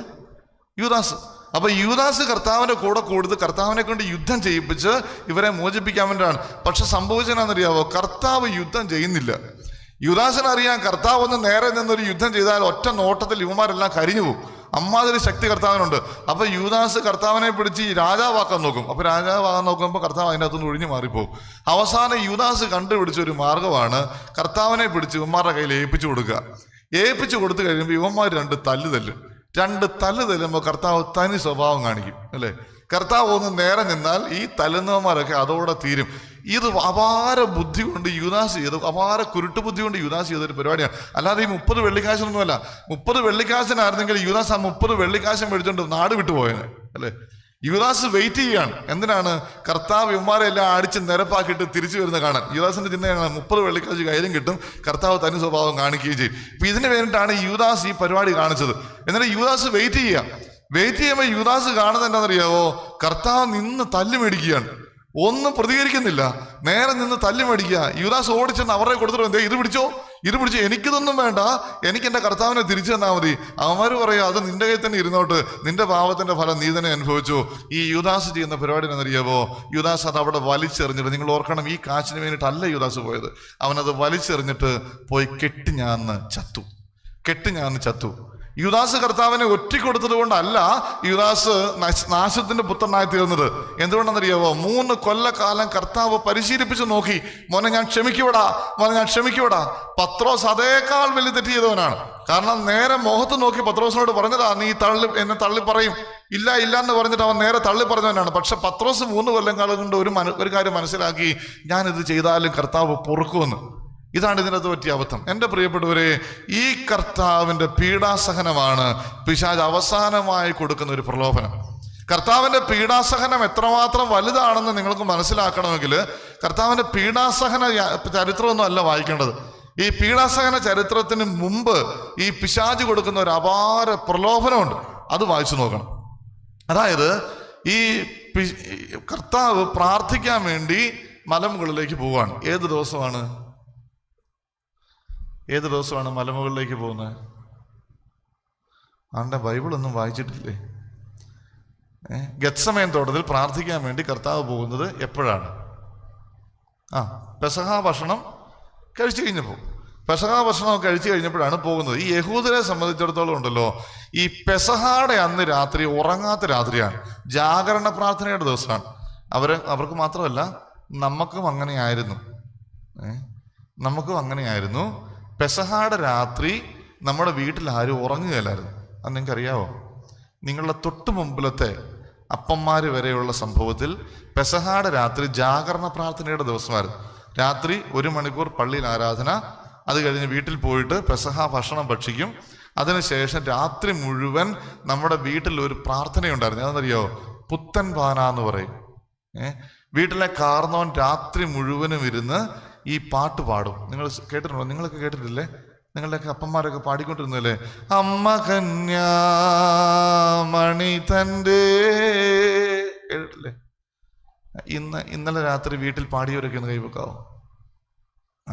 മടത്തി പാടിയിട്ടുണ്ട്. ഇന്നലെ രാത്രി, അതായത് പെസഹാടെ അന്ന് രാത്രി ഉറങ്ങാത്ത രാത്രിയാണ്. കാരണം എന്താണെന്നറിയാവോ? ഈശോ ഈ രാത്രി മുഴുവൻ ഓടി നടന്ന് തല്ലി മേടിച്ചതാണ്. ആർക്ക് വേണ്ടിയിട്ടാണ്? എനിക്ക് വേണ്ടിയിട്ട്. അപ്പൊ അതുകൊണ്ട് ഈ രാത്രി ഈശോയോട് ചേർന്ന് പ്രാർത്ഥിക്കുന്ന ദിവസമായിരുന്നു. ഈ രാത്രിയും ഇന്ന് പകലും മുഴുവനും ഈശോയോട് ചേർന്ന് നിൽക്കുന്ന സമയമായിരുന്നു. അത് നമ്മുടെ പൂർവികർ കൃത്യമായിട്ട് ചെയ്തതാ. നമ്മുടെ തലമുറയാണ് ഇതൊക്കെ നശിപ്പിച്ചു കളഞ്ഞത്. നമ്മുടെ തലമുറയാണ്. എൻ്റെ പ്രിയപ്പെട്ടവരെ, ഈ രാത്രി യഹൂദരെ സംബന്ധിച്ചിടത്തോളം ഉറങ്ങാത്ത രാത്രിയാണ്. ആ ഉറങ്ങാത്ത രാത്രിയിൽ പ്രാർത്ഥിക്കാൻ വേണ്ടി കർത്താവ് മലമുകളിലേക്ക് പോവാണ്.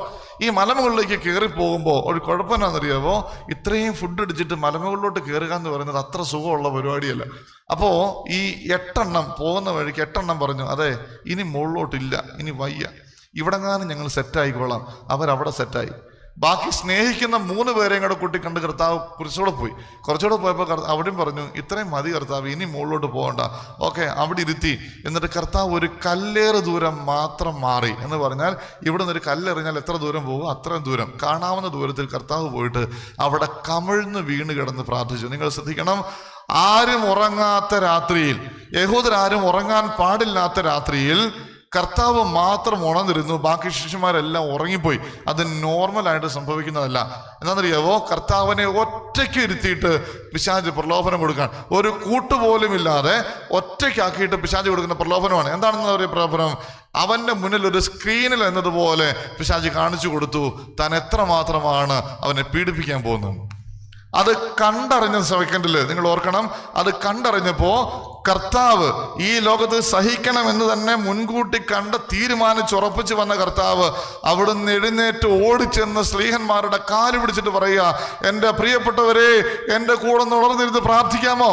1 മണിക്കൂർ എൻ്റെ കൂടെ ഉണർന്നിരുന്ന് പ്രാർത്ഥിക്കാമോ? ഞാൻ അതികഠിനമായ പീഡാസഹനത്തിലാണ്, ഞാൻ മരണത്തോളം എത്തിയിരിക്കുകയാണ്, എൻ്റെ കൂടെ ഉണർന്നിരുന്ന് പ്രാർത്ഥിക്കാമോ? എൻ്റെ പ്രിയപ്പെട്ടവർ, ഒരു ഗുരു വന്നിട്ട് ഇങ്ങനെ കാല് പിടിച്ച് 3 തവണയൊക്കെ പറഞ്ഞാൽ നമ്മളാണെങ്കിൽ ഈർക്കിലി എടുത്തിട്ട് ഇവിടെ വെച്ചിട്ടാണെങ്കിലും ഉണർന്നിരിക്കാൻ നോക്കും അല്ലേ? പക്ഷെ അവർ ഉറങ്ങിപ്പോയി, അവർ വീണ്ടും ഉറങ്ങിപ്പോയി. നിങ്ങൾ ഓർക്കണം, കർത്താവ് തിരിച്ചു ചെന്നിട്ട് പിതാവിനോട് പ്രാർത്ഥിക്കുന്ന ഒരു പ്രാർത്ഥനയുണ്ട്. പിതാവേ, കഴിയുമെങ്കിൽ ഈ പാനപാത്രം ഒന്ന് ഒഴിവാക്കി തരാമോ? കഴിയുമെങ്കിൽ ഈ പാനപാത്രം ഒന്ന് ഒഴിവാക്കി തരാമോ എന്ന് പറഞ്ഞാൽ എത്രമാത്രമാണ് പീഡിപ്പിക്കപ്പെടാൻ പോകുന്നത് എന്ന് തിരിച്ചറിഞ്ഞപ്പോ ആ പിശാച് കാണിച്ചു കൊടുക്കും. ആ അവസാനത്തെ പ്രലോഭനത്തിന്റെ സമയത്ത് കർത്താവ് പോലും ചോദിച്ചു പോവുക, ഇത്രയും സഹിക്കേണ്ടി വരുന്ന തമ്പുരാനെ, ഇതൊന്ന് ഒഴിവാക്കി തരാൻ എന്തെങ്കിലും വഴിയുണ്ടോ? ഇത് ചോദിച്ചു പോവുക. നിങ്ങൾ ഓർക്കണം, കർത്താവിന്റെ വിയർപ്പ് കണങ്ങൾ രക്തകണങ്ങളായി പുറത്തു വന്നു. വിയർപ്പ് പോലെ രക്തകണങ്ങൾ പുറത്തു വന്നു എന്ന് പറഞ്ഞാൽ അവന് ടെൻഷൻ കയറിയിട്ട് അവന്റെ ഞരമ്പുകൾ പൊട്ടി. അത്രമാത്രം വേദന അവൻ സഹിച്ചു. അത്രമാത്രം വേദന എന്ന് പറഞ്ഞാൽ പിറ്റേ ദിവസം കർത്താവിന്റെ ശിരസ് മുതൽ പാദം വരെയുള്ള സർവ്വ അവയവങ്ങളും പിശാച് കീറിപ്പറിച്ചു. അതാണ് നമ്മൾ ചിന്തിക്കേണ്ട കാര്യം. എന്ന് പറഞ്ഞാൽ നമ്മൾ വെറുതെ ഈ പീഡാസഹനം എന്ന് പറയുമ്പോൾ ഏതാണ്ട് തല്ലി മേടിച്ച് കർത്താവ് കുരിശിൽ കയറി, അങ്ങനല്ലെന്നേ. ഒരു മനുഷ്യന് ചിന്തിക്കാൻ പോലും പറ്റാത്ത രീതിയിൽ അവന്റെ തൊലി മുഴുവൻ ഉരിഞ്ഞെടുത്ത് അവന്റെ ശരീരം മുഴുവൻ പറിച്ചു കീറപ്പെട്ടതുപോലെ ആക്കി തീർത്തു പിശാച്. കാരണം നിങ്ങൾ ഓർക്കണം, റോമ ചരിത്രം അത് നമ്മൾ പഠിക്കുകയാണെങ്കിൽ റോമാക്കാരുടെ പീഡാസഹനങ്ങളെ കുറിച്ചുണ്ട്, ഈ ചാട്ടവാറടിയെ കുറിച്ചൊക്കെ എഴുതി വെച്ചിട്ടുണ്ട്. അത് പഠിച്ചിട്ടുണ്ടാക്കി വെച്ച ഒരു ചിത്രമാണ് നമ്മുടെ പാഷൻ ഓഫ് ദി ക്രൈസ്റ്റ് എന്ന് പറയുന്ന സിനിമ. ഈ പാഷൻ ഓഫ് ദി ക്രൈസ്റ്റ് എന്ന് പറയുന്ന സിനിമയിൽ അന്നത്തെ പീഡന മുറകളാണ് അവിടെ കാണിക്കുക. നിങ്ങൾ ഓർക്കണം, നമ്മൾ വിചാരിക്കും ചാട്ടയടിക്കാന്ന് പറഞ്ഞാൽ കയറ് കെട്ടിട്ട് അടിക്കാൻ, അല്ലെന്നേ, ലോഹ കഷ്ണങ്ങൾ താഴെ പിടിപ്പിച്ചിട്ട് അതുകൊണ്ടാണ് തല്ലുന്നത്. അതായത് ഇതിനിടയ്ക്ക് ഇവരുടെ ചരിത്രം പഠിക്കുമ്പോൾ അവരുടെ ഇടയിൽ ഒരു മത്സരം ഉണ്ടായിരുന്നു. എന്ന് പറഞ്ഞാൽ അടി കൊള്ളുന്ന ആളുടെ ചോര അടിക്കുന്ന ആളുടെ മുഖത്ത് പതിച്ചാൽ ഒരു കിഴി സമ്മാനം ഉണ്ടായിരുന്നു. നിങ്ങൾ ഈ പാഷൻ ഓഫ് ദി ക്രൈസ്റ്റ് എന്ന സിനിമ കണ്ടിട്ടുണ്ടെങ്കിൽ അതിനകത്തുണ്ട്. അതിന് ഈ ഒറ്റ അടിവെച്ച് കൊടുക്കുമ്പോൾ ഈ ചോര തെറിച്ച് അടിക്കുന്നവന്റെ മുഖത്ത് വീഴുമ്പോൾ അവൻ ഓടിച്ചെന്ന് ഒരു കിഴി എടുത്തുകൊണ്ട് പോകുന്നത് കാണാൻ പറ്റും. അത് അവരുടെ ഇടയിലെ മത്സരമായിരുന്നു. അങ്ങനെയുള്ള ആളുകളുടെ കയ്യിലേക്ക് ഒരു രാത്രി തല്ലാൻ വേണ്ടി കർത്താവിനെ വിട്ടുകൊടുത്താൽ ആ തല്ലിനെ കുറിച്ച് നിങ്ങൾ ചിന്തിച്ചിട്ടുണ്ടോ? ആ ലോഹ കഷ്ണത്തിന്റെ ഒരു കാര്യം ഈ സിനിമയ്ക്കകത്ത് കാണിക്കുന്നുണ്ടോ? ഒരു മേശക്കെട്ട് ഒറ്റയടി അവിടെ പതിഞ്ഞിരിക്കും, ഒറ്റയടിയാണ്, ആ ഭാഗം പറഞ്ഞു പോകും അല്ലെ? ആ ഭാഗം പറഞ്ഞു പോകും. കർത്താവിന്റെ ശരീരത്തിലേക്ക് ഈ ലോഹ കഷ്ണങ്ങൾ പിടിപ്പിച്ച ചാട്ടയും കൊണ്ട് അടിച്ച് കീറിയപ്പോ അവന്റെ ശരീരം മുഴുവൻ പറിച്ച് കീറപ്പെട്ടതാണ്. അതുകൊണ്ട് കർത്താവ് പീഡാസഹനങ്ങൾ ഏൽക്കുന്നതിന് നൂറ്റാണ്ടുകൾക്ക് മുമ്പ് യെശയ്യാ പ്രവാചകന് കർത്താവ് ഒരു വെളിപ്പെടുത്തൽ കൊടുത്തിട്ടുണ്ട്. എങ്ങനെയാണ് ഈ സഹനദാസൻ എന്ന് പറഞ്ഞ് അവനെ കണ്ടവർ മുഖം തിരിച്ചു കളഞ്ഞു, അവനെ കണ്ടവർക്ക് തിരിച്ചറിയാനായില്ല എന്ന് പറഞ്ഞിട്ട് ഒരു ഭാഗമുണ്ട് ഇതിൽ. അവന്റെ കണ്ണുകളൊക്കെ പുറത്തേക്ക് തള്ളിപ്പോയി, അവന്റെ മുഖം മുഴുവൻ വികൃതമാക്കപ്പെട്ടു എന്നൊക്കെ പറഞ്ഞ് ഈ യെശയ്യാ പ്രവാചകൻ കൃത്യമായിട്ട് എഴുതി വെച്ചിട്ടുണ്ട് അല്ലേ? നിങ്ങൾ കേട്ടിട്ടുള്ള പാട്ടല്ലേ, കണ്ടാലോ ആളറിയുകില്ല, ഉഴവുച്ചാൽ പോൽ മുറിഞ്ഞിടുന്നു, കണ്ടാലോ മുഖശോഭയില്ല, ചോരയാൽ നിറഞ്ഞൊഴുകിയിടുന്നു, മകനേ മകനേ നീ മാന്യനായിടുവാൻ, മകളേ മകളേ നീ മാന്യയായിടുവാൻ, കാൽവരിയിൽ നിനക്കായി പിടഞ്ഞിടുന്നു, കാൽക്കരങ്ങൾ നിനക്കായി തുളയ്ക്കപ്പെട്ടു, മകനേ നീ നോക്കുക നിനക്കായി തകർന്നിടുന്നു, മകളേ നീ നോക്കുക നിനക്കായി തകർന്നിടുന്നു അല്ലെ? കണ്ടാൽ തിരിച്ചറിയാൻ പറ്റാത്ത വിധത്തില് കർത്താവ് ഈ പീഡാസഹനങ്ങൾ മുഴുവൻ ഏറ്റെടുത്തത് എനിക്ക് വേണ്ടിയിട്ടാണ്. നമ്മളെ ആരെയും പിശാച് വെറുതെ അങ്ങ് വിട്ടുകൊടുത്തതല്ല എൻ്റെ പ്രിയമുള്ളവരെ. നമ്മൾ ചെയ്തിട്ടുള്ള ഓരോ പാപത്തിനും കൃത്യമായി എണ്ണി വില ചോദിച്ച് മേടിച്ചിട്ടാണ് പിശാച് കർത്താവ് നമ്മളെല്ലാം വിട്ടുകൊടുത്തത്. കർത്താവ് അതിന് മാത്രം സഹനങ്ങൾ സഹിച്ചിട്ടുണ്ട്. അവിടെ വച്ചെങ്കിലും പിന്മാറുമെന്ന് പ്രതീക്ഷിച്ചാണ് പിശാച് കർത്താവിന് മുമ്പിൽ പീഡാസഹനങ്ങളുടെ ഒരു ചരിത്രം മുഴുവൻ കാണിച്ചു കൊടുത്തത്. പക്ഷെ അവിടെയും പതറാതിരുന്നപ്പോ ഈ തല മുതൽ പാദം വരെയുള്ള എല്ലാ അവയവങ്ങളിലും പിശാച് കൃത്യമായിട്ട് വില എണ്ണി ചോദിച്ചു മേടിച്ചു. എൻ്റെ പ്രിയപ്പെട്ടവരെ, ലോക ചരിത്രത്തിൽ കുരിശിൽ തറയ്ക്കപ്പെട്ട ഒറ്റയാളുടെ ശരീരത്തിൽ ഒരു മുറിപ്പാട് പോലും ഉണ്ടായിട്ടില്ല. ഒരാളുടെ ശരീരത്തിൽ ഒരു മുറിപ്പാട് പോലും ഉണ്ടായിട്ടില്ല. അങ്ങനെയാണ് കുരിശെ തറയ്ക്കുന്നത്. പക്ഷെ തമ്പുരാൻ കർത്താവിന്റെ മാത്രം ശിരസ് മുതൽ പാദം വരെയുള്ള അവയവങ്ങൾ മുഴുവൻ പറിച്ചു കീറപ്പെട്ടതും അത് നോർമലായിട്ട് സംഭവിച്ചതല്ലെന്നേ. രണ്ടുപേർ അപ്പുറം ഇപ്പുറം കിടപ്പുണ്ട്, രണ്ട് കള്ളന്മാർ അല്ലെ, ശരീരത്തിൽ ഒരു മുറിപ്പാട് പോലും ഇല്ല. അങ്ങനെയാണ് കുരിശെ തറയ്ക്കുന്നത്. പക്ഷേ ആദ്യം കർത്താവിനെ രക്ഷപ്പെടുത്താൻ എന്ന രീതിയിൽ പിലാത്തോസ് കൊടുക്കുന്നതാണ് ശിരസ് മുതൽ പാദം വരെയുള്ള അവയവങ്ങളിലെ മുറിപ്പാടുകൾ. നിങ്ങൾ ഓർക്കണം, നിന്റെ തല കൊണ്ട്, നിന്റെ ബുദ്ധി കൊണ്ട്, വികാരങ്ങൾ കൊണ്ട്, വിചാരങ്ങൾ കൊണ്ട്, ചിന്തകൾ കൊണ്ട്, അഹങ്കാരം കൊണ്ടൊക്കെ നീ പാപം ചെയ്തിട്ടുണ്ടോ? തമ്പുരാൻ കർത്താവിന്റെ മുൾക്കിരീടമാണ് തലയിലുള്ളതെന്ന് ഓർക്കണം. മുൾക്കിരീടം നമുക്ക് പറയാൻ എളുപ്പമാണ്, മുൾക്കിരീടമൊക്കെ വെച്ചെന്ന്. മുൾക്കിരീടമൊക്കെ വെച്ച് നമുക്ക് പറയാൻ എളുപ്പമാണ്. നിങ്ങളൊന്ന് ശ്രമിച്ചു നോക്കണം. ഞാനൊരു പ്രാവശ്യം ഇതുപോലെ ദൈവസ്നേഹത്തെക്കുറിച്ച് ഒരു പ്രസംഗം പറഞ്ഞപ്പോൾ അറിയാതെ പറഞ്ഞതാണ്, കർത്താവിൻ്റെ ശിരസ് മുതൽ പാദം വരെയുള്ള അവയവങ്ങളിലെല്ലാം കർത്താവ് മുറിവേറ്റവനാണ്.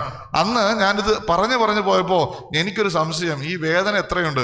ചുമ്മാ ഒരു സാമ്പിൾ നോക്കാൻ വേണ്ടി ഒരു റോസമുൾ എടുത്ത് ഞാൻ തലയ്ക്ക് കുത്തിയതാണ്. തലയ്ക്ക് വട്ടാണ് അല്ലേ, തലയ്ക്ക് കുത്തി നോക്കിയതാണ്. നിങ്ങൾക്കറിയാമോ, 3 ദിവസം തലവേദന എടുക്കും, മിനിമം 3 ദിവസം തലവേദന എടുക്കും. കാരണം ഏറ്റവും കൂടുതൽ ഞരമ്പുകൾ പോകുന്നൊരു സ്ഥലമാണ് ഇവിടെയാണ് ഏറ്റവും കൂടുതൽ ഞരമ്പുകൾ പോകുന്നൊരു സ്ഥലം. എല്ലാ കണക്ഷൻസും ഇവിടുന്നാണ്. നിങ്ങൾ ഇതിലേക്ക് ഒരു സാധനം ഒന്ന് വെച്ച് നമുക്ക് നോക്കണം. എന്തൊരു വേദനയാണെന്നറിയാമോ? എന്തൊരു വേദന! എൻ്റെ വിരലിനേക്കാൾ നീളമുള്ള മുള്ളുകളാണെന്നാണ്. ഞാൻ വിശുദ്ധനാൾ സന്ദർശനത്തിന് പോയപ്പോൾ അവിടെ ഒരു ഗാർഡനിൽ ചെല്ലുമ്പോൾ നമ്മുടെ ഗൈഡ് നമ്മളോട് പറയുന്നത്, ഇങ്ങനത്തെ മരച്ചില്ലകൾ കൊണ്ടാണ് കർത്താവിന് മുൾക്കിരീടം ഉണ്ടാക്കിയത്. എൻ്റെ വിരലിനേക്കാൾ നീളമുണ്ട്, ഭയങ്കര ഷാർപ്പ് മുള്ള്. ഇത് വെച്ചിട്ട് കമ്പ് വെച്ച് അമക്കിയെന്നാണ് പറയുക. കർത്താവിൻ്റെ ശിരസിലേക്ക് കമ്പ് വെച്ച് അമക്കി. അവനൊരക്ഷരം പോലും മിണ്ടിയില്ല, ഒരക്ഷരം പോലും മിണ്ടിയില്ല. എൻ്റെ പ്രിയപ്പെട്ട, ഇത് ആരാണെന്നറിയാവോ? സർവശക്തനായ ദൈവമാണ്. സർവശക്തനായ ദൈവമാണ്. അവന്റെ തലയിലേക്ക് മുൾക്കിരീടം വെക്കുന്നവനെ ഒറ്റ നോട്ടം നോക്കിയാൽ ഇല്ലാതാക്കാൻ പറ്റുന്നവനാ. അവന് അത് മുഴുവൻ സഹിച്ചു. ഒരക്ഷരം പോലും മിണ്ടാതെ ബലഹീനനായ മനുഷ്യനെ പോലെ അത് മുഴുവൻ സഹിച്ചു. നിന്റെ കണ്ണുകൊണ്ട് നീ പാപം ചെയ്തിട്ടുണ്ടോ? ഈ ഒഴുകിയിറങ്ങിയ കണ്ണീര്, ഈ ചോര ഈ കണ്ണിലേക്ക് പതിക്കുമ്പോൾ ഉണ്ടാകുന്ന നീറ്റലിനെ കുറിച്ച് ചിന്തിച്ചിട്ടുണ്ടോ? കൈ രണ്ടും കെട്ടിയിട്ടിട്ട് ഒന്ന് തുടയ്ക്കാൻ പോലും പറ്റാതെ ഈ കണ്ണിലേക്ക് ഇത് പതിക്കുമ്പോൾ ഉണ്ടാകുന്ന നീറ്റല്. നമ്മുടെ കണ്ണാണ് ഏറ്റവും സെൻസിറ്റീവ് ആയിട്ടുള്ള അവയവം. ഒരു കരട് കണ്ണിൽ പോയാൽ നമ്മൾ സഹിക്കുകയില്ല. സോപ്പ് കണ്ണിൽ പോയാൽ സഹിക്കുവോ? ഈ വേർപ്പ് കണ്ണിൽ പോയാൽ എന്തുമാത്രം നീറ്റല. ആ കണ്ണിലേക്ക് ഈ ചോര ഒഴുകി ഇറങ്ങുമ്പോൾ അവൻ അനുഭവിച്ച നീറ്റലിനെ കുറിച്ച് എന്തെങ്കിലും നമ്മൾ ചിന്തിച്ചിട്ടുണ്ടെങ്കിൽ നമുക്ക് മനസ്സിലാകുന്നേ, പിശാച് എണ്ണി ചോദിച്ച വിലയാൽ നിന്റെ കണ്ണുകൊണ്ട് നീ ചെയ്തു പോയ പാപത്തിന് അവൻ പരിഹാരം കൊടുത്തതാ. നിന്റെ ചെവി കൊണ്ട് നീ പാപം ചെയ്തിട്ടുണ്ടോ? ചെവി കൊണ്ട് നീ പാപം. അതുകൊണ്ടാണ് ഞാൻ പറഞ്ഞത്, ഒരവയവം പോലും പിശാച് വെറുതെ വിട്ടില്ല. അവന്റെ കണ്ണ് കെട്ടിയിട്ട് ചുറ്റും നിരുന്ന പടയാളികൾ അവന്റെ കരണത്തിനിട്ട് മാറി മാറി അടിച്ചു. നമ്മൾ ഇതൊക്കെ വായിക്കുമ്പോഴത്തേക്കും ചുമ്മാ അങ്ങ് വായിച്ചു പോവുക. നിങ്ങൾ ഈ യൂട്യൂബിൻ്റെ അകത്തൊക്കെ ചില മത്സരങ്ങൾ കാണിക്കാം, പരസ്പരം കർണക്കുറ്റിക്കിട്ട് അടിക്കുന്ന മത്സരം. ഇപ്പോഴത്തെ ഒരു പുതിയ ട്രെൻഡാ. പരസ്പരം കർണക്കുറ്റിക്കിട്ട് അടിക്കുന്ന, ഒറ്റ അടിക്ക് കിറുങ്ങിപ്പോവും അല്ലേ. കർണത്തിനിട്ട് ആഞ്ഞടിച്ചാൽ, അതും പട്ടാളക്കാര് കർണത്തിനിട്ട് മാറി മാറി തല്ലിയാൽ അവന്റെ ചെവിക്കലും താടിയിലും പറഞ്ഞു പോയിട്ടുണ്ടാവും. അത്രമാത്രം വേദന അവൻ സഹിച്ചു. ഒരക്ഷരം പോലും മിണ്ടിയിട്ടില്ല അവൻ. എന്നിട്ട് ഇവര് കളിയാക്കി പറഞ്ഞു, ചുണയുണ്ടേ പറ ആരാ നിന്നെ തല്ലിയെന്ന്. മാറി മാറി രസത്തിനടിക്കുന്നത് പോലെ ഇവര് മാറി മാറി തല്ലി ഒരാളെ കൈ കിട്ടിയതിന്റെ അങ്ങേയറ്റത്തെ പീഡാസഹനങ്ങൾ കൊടുക്കാൻ. അവനൊരു അക്ഷരം പോലും മിണ്ടിയില്ല. എന്തിനാണെന്നറിയാവോ? അവൻ അറിയാമായിരുന്നു നിന്റെ ചെവി കൊണ്ട് നീ ചെയ്തു പോയിട്ടുള്ള പാപത്തിന്റെ പരിഹാരമായി തന്നെ. നിന്റെ നാവ് കൊണ്ട് നീ പാപം ചെയ്തിട്ടുണ്ടോ? ഒരു രാത്രി മുഴുവൻ തല്ല് മേടിച്ച് ഒരു പകൽ ഉച്ചവരെയുള്ള സമയം മുഴുവൻ പൊരിവെയിലത്ത് തൂങ്ങിക്കിടന്ന് അവന്റെ നാവ് തൊണ്ടയോട് ഒട്ടിച്ചേർന്ന് പോയി. അവൻ പറഞ്ഞു, എനിക്ക് ദാഹിക്കുന്നു. ഒരു തുള്ളി വെള്ളം കിട്ടാതെ അവൻ മരിച്ചത്. അവന് ദാഹിക്കുന്നുവെങ്കിൽ സ്വർഗത്തിൽ നിന്ന് മഴ ഇറങ്ങാൻ പറഞ്ഞാൽ ഓൺ ദ സ്പോട്ടിൽ വലിയ പേമാരി ഉണ്ടാകും. പക്ഷെ അവനത് ചെയ്തില്ല. അങ്ങനെ ചെയ്താൽ എന്നെ രക്ഷിക്കാൻ പറ്റില്ല. അതുകൊണ്ട് അവൻ മനുഷ്യന്റെ ബലഹീനതയോടെ ജീവിക്കണമായിരുന്നു. പിശാച് എണ്ണി ചോദിച്ച വിലയാത്. അതികഠിനമായിട്ടുള്ള പ്രലോഭനം കർത്താവിന് കൊടുത്തിട്ടുണ്ട്. നിന്റെ കൈ കൊണ്ട് നീ പാപം ചെയ്തിട്ടുണ്ടോ? അവന്റെ കയ്യിൽ അടിച്ചു കയറ്റിയത് ആണിയാണ്. ആണി അടിച്ചു കയറ്റിയിട്ട് അതിൽ തൂങ്ങിക്കിടന്നവന്റെ വേദനയെ കുറിച്ച് ചിന്തിച്ചിട്ടുണ്ടോ എൻ്റെ പ്രിയമുള്ളവരെ? ആണിയിൽ തൂങ്ങിക്കിടക്കുന്നവന്റെ വേദന അത് നമുക്ക് സഹിക്കാൻ പറ്റുന്നതിന് അപ്പുറമുള്ള ഒരു വേദനയാ ഇതിൽ തൂങ്ങിക്കിടക്കുന്നത്. ഒരു 5 മിനിറ്റ് കൈ ഒന്ന് വിരിച്ചു പിടിച്ചിരിക്കാൻ നിങ്ങൾക്ക് പറ്റുമോ? ഒരു 5 മിനിറ്റ് കൈ ഒന്ന് വിരിച്ചു പിടിച്ച് നിൽക്കാൻ. ഈ കയ്യിൽ തൂങ്ങിക്കിടന്നതിന്റെ വേദനയെ കുറിച്ച് ഒന്ന് ചിന്തിച്ചു. ഒരു കയ്യിലൊരു മുള്ളു കൊണ്ടാൽ നമ്മൾ സഹിക്കുകയില്ല. മീൻ വെട്ടുമ്പോൾ കയ്യിലൊരു മുറിവുണ്ടായാൽ അതും തോന്നുന്നതുകൊണ്ട് നമ്മൾ എത്ര നാൾ നടക്കും. പക്ഷേ കർത്താവ് ആ കയ്യിൽ ആണി അടിച്ച് കയറ്റി അതിൽ തൂങ്ങിക്കിടന്നവനാ. എന്തിനാണെന്നറിയാവോ? നിന്റെ കൈ കൊണ്ട് നീ ചെയ്തു പോയിട്ടുള്ള പാപത്തിന് പിശാച് എണ്ണി ചോദിച്ച വിലയാ. അവൻ ഇതിനെയൊക്കെ എതിർക്കാൻ സാധിക്കുമായിരുന്നേ. എതിർക്കാൻ ശക്തി ഉണ്ടായിട്ടും അവൻ എതിർത്തില്ല എന്നുള്ളതാണ് അവന്റെ ശക്തി എന്ന് പറയുക, അവന്റെ സ്നേഹം എന്ന് പറയുക. നിന്റെ ശരീരത്തിൽ ഏതെല്ലാം അവയവം കൊണ്ട് പാപം ചെയ്തിട്ടുണ്ടോ, ശരീരം മുഴുവൻ പറിച്ച് കീറപ്പെട്ടതാണ്. ഇറച്ചി കഷ്ണങ്ങൾ തൂങ്ങിക്കിടക്കുന്നത് പോലെ അവന്റെ ശരീരം പറിച്ച് കീറപ്പെട്ടത് അതിന് വേണ്ടിയിട്ടാണ്. നിന്റെ കാലുകൊണ്ട് നീ പാപം ചെയ്തിട്ടുണ്ടോ, നടക്കരുതാത്ത വഴിയിലൂടെ നടന്നിട്ടുണ്ടോ, കർത്താവിനെ കാലിലടിച്ച് കയറ്റിയത് ആണിയാണെന്ന് നീ മറക്കല്ലേ. ഇതെല്ലാം ഒറ്റ കാര്യത്തിന് വേണ്ടി. അവൻ ചെയ്ത പാപത്തിന്റെ പരിഹാരമല്ല, ഞാനും നീയും ചെയ്തിട്ടുള്ള പാപത്തിന്റെ പരിഹാരം. എന്തിനാണെന്നറിയാവോ? ഈ പിശാചിന്റെ ആധിപത്യത്തിൽ നിന്ന് നിന്നെ രക്ഷിക്കാൻ കർത്താവിന്റെ നീതിന്യായ കോടതിയിൽ ഇതേ മാർഗമുള്ളായിരുന്നു. അവർ ഈ അതികഠിനമായ വേദനകൾ മുഴുവൻ സഹിച്ചത് എന്നെയും നിന്നെയും രക്ഷിക്കാൻ വേണ്ടിയിട്ടാണ്. ആ സ്നേഹം നമ്മൾ കാണാതെ പോകരുതേ. പലപ്പോഴും ഉണ്ടല്ലോ, നമ്മൾ ബാക്കി എല്ലാ സ്നേഹവും നമ്മൾ കാണും. എല്ലാ സ്നേഹത്തിനും നമ്മൾ വിലയും കൊടുക്കും. പക്ഷെ നമ്മൾ കർത്താവിൻ്റെ സ്നേഹത്തിന് മാത്രം വില കൊടുക്കാത്തവരാ. കർത്താവിൻ്റെ സ്നേഹത്തിന് മാത്രം നമ്മൾ പലപ്പോഴും വില കൊടുക്കുകയില്ല.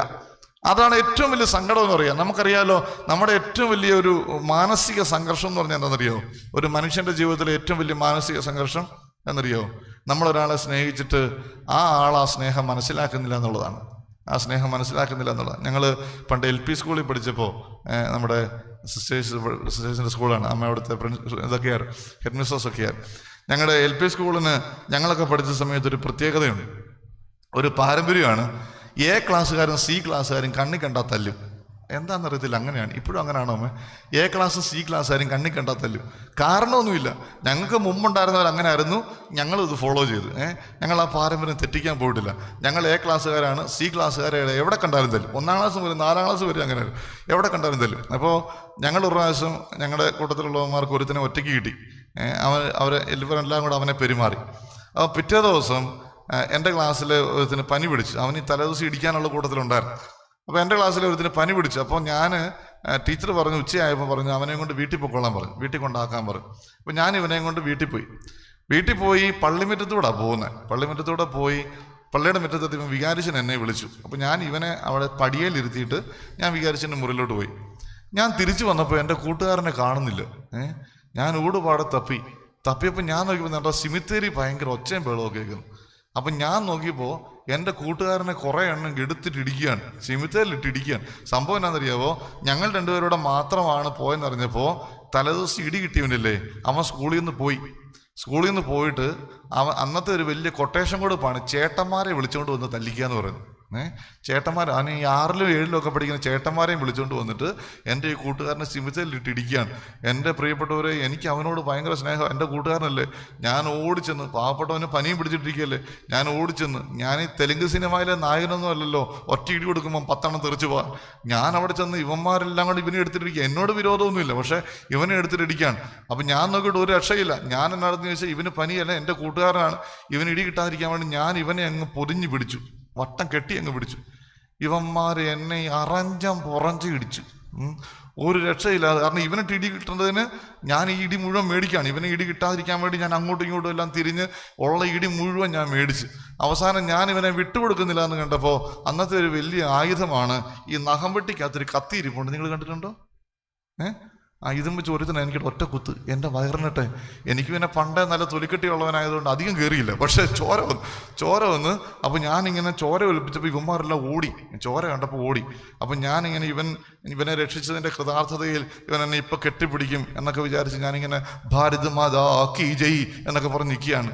ഇവൻ എന്നോടൊരു ഡയലോഗ്, നിനക്ക് എന്നാത്തിൻ്റെ സൂക്കേടായിരുന്നു അവൻ ഇടയ്ക്ക് കയറി കുത്തുകൊള്ളാഞ്ഞിട്ടെന്ന്. എൻ്റെ പ്രിയപ്പെട്ടവർ, ഞാൻ പിന്നെ അവിടെ നിന്ന് പോകുന്നവരെ അവനോട് മിണ്ടിയിട്ടില്ല. കാരണം ഇവന് വേണ്ടിയിട്ടാണ് ഞാൻ ഈ തല്ല് മൊത്തം കൊണ്ടത്, അല്ലേ? ഇവന് വേണ്ടിയിട്ടാണ് ഈ കുത്തു കൊണ്ടത്. എന്നിട്ട് അവസാനം ഇവൻ എന്നോട് ചോദിക്കുകയാണ്, നിനക്ക് എന്നാത്തിൻ്റെ സൂക്കേടായിരുന്നു വന്ന് കയറാഞ്ഞിട്ട്. പലപ്പോഴും നമ്മൾ തമ്പുരാനോട് ചോദിക്കുന്നത് ഇതേ ചോദ്യമാണ്, നിനക്ക് എന്നാത്തിൻ്റെ സൂക്കേടായിരുന്നു അവിടുന്ന് വന്ന് ഈ തല്ലും കുത്തുവെല്ലാം മേടിക്കാഞ്ഞിട്ട്, ഈ തല്ലും കുത്ത്. എൻ്റെ പ്രിയപ്പെട്ടവർ, ഇതല്ലാതെ നമ്മളെ സ്വർഗത്തിൽ കൊണ്ടുപോകാൻ വേറെ വഴിയില്ലായിരുന്നു. നമ്മളെ പിശാചിന്റെ അടിമത്തത്തിൽ നിന്ന് മോചിക്കാൻ വേറെ വഴിയില്ലായിരുന്നു. അതിന് വേണ്ടിയിട്ടാണ് അവൻ ഇറങ്ങി വന്നത്. അതിന് വേണ്ടിയിട്ടാണ് ഈ സഹനങ്ങൾ മുഴുവൻ അവൻ സഹിച്ചത്.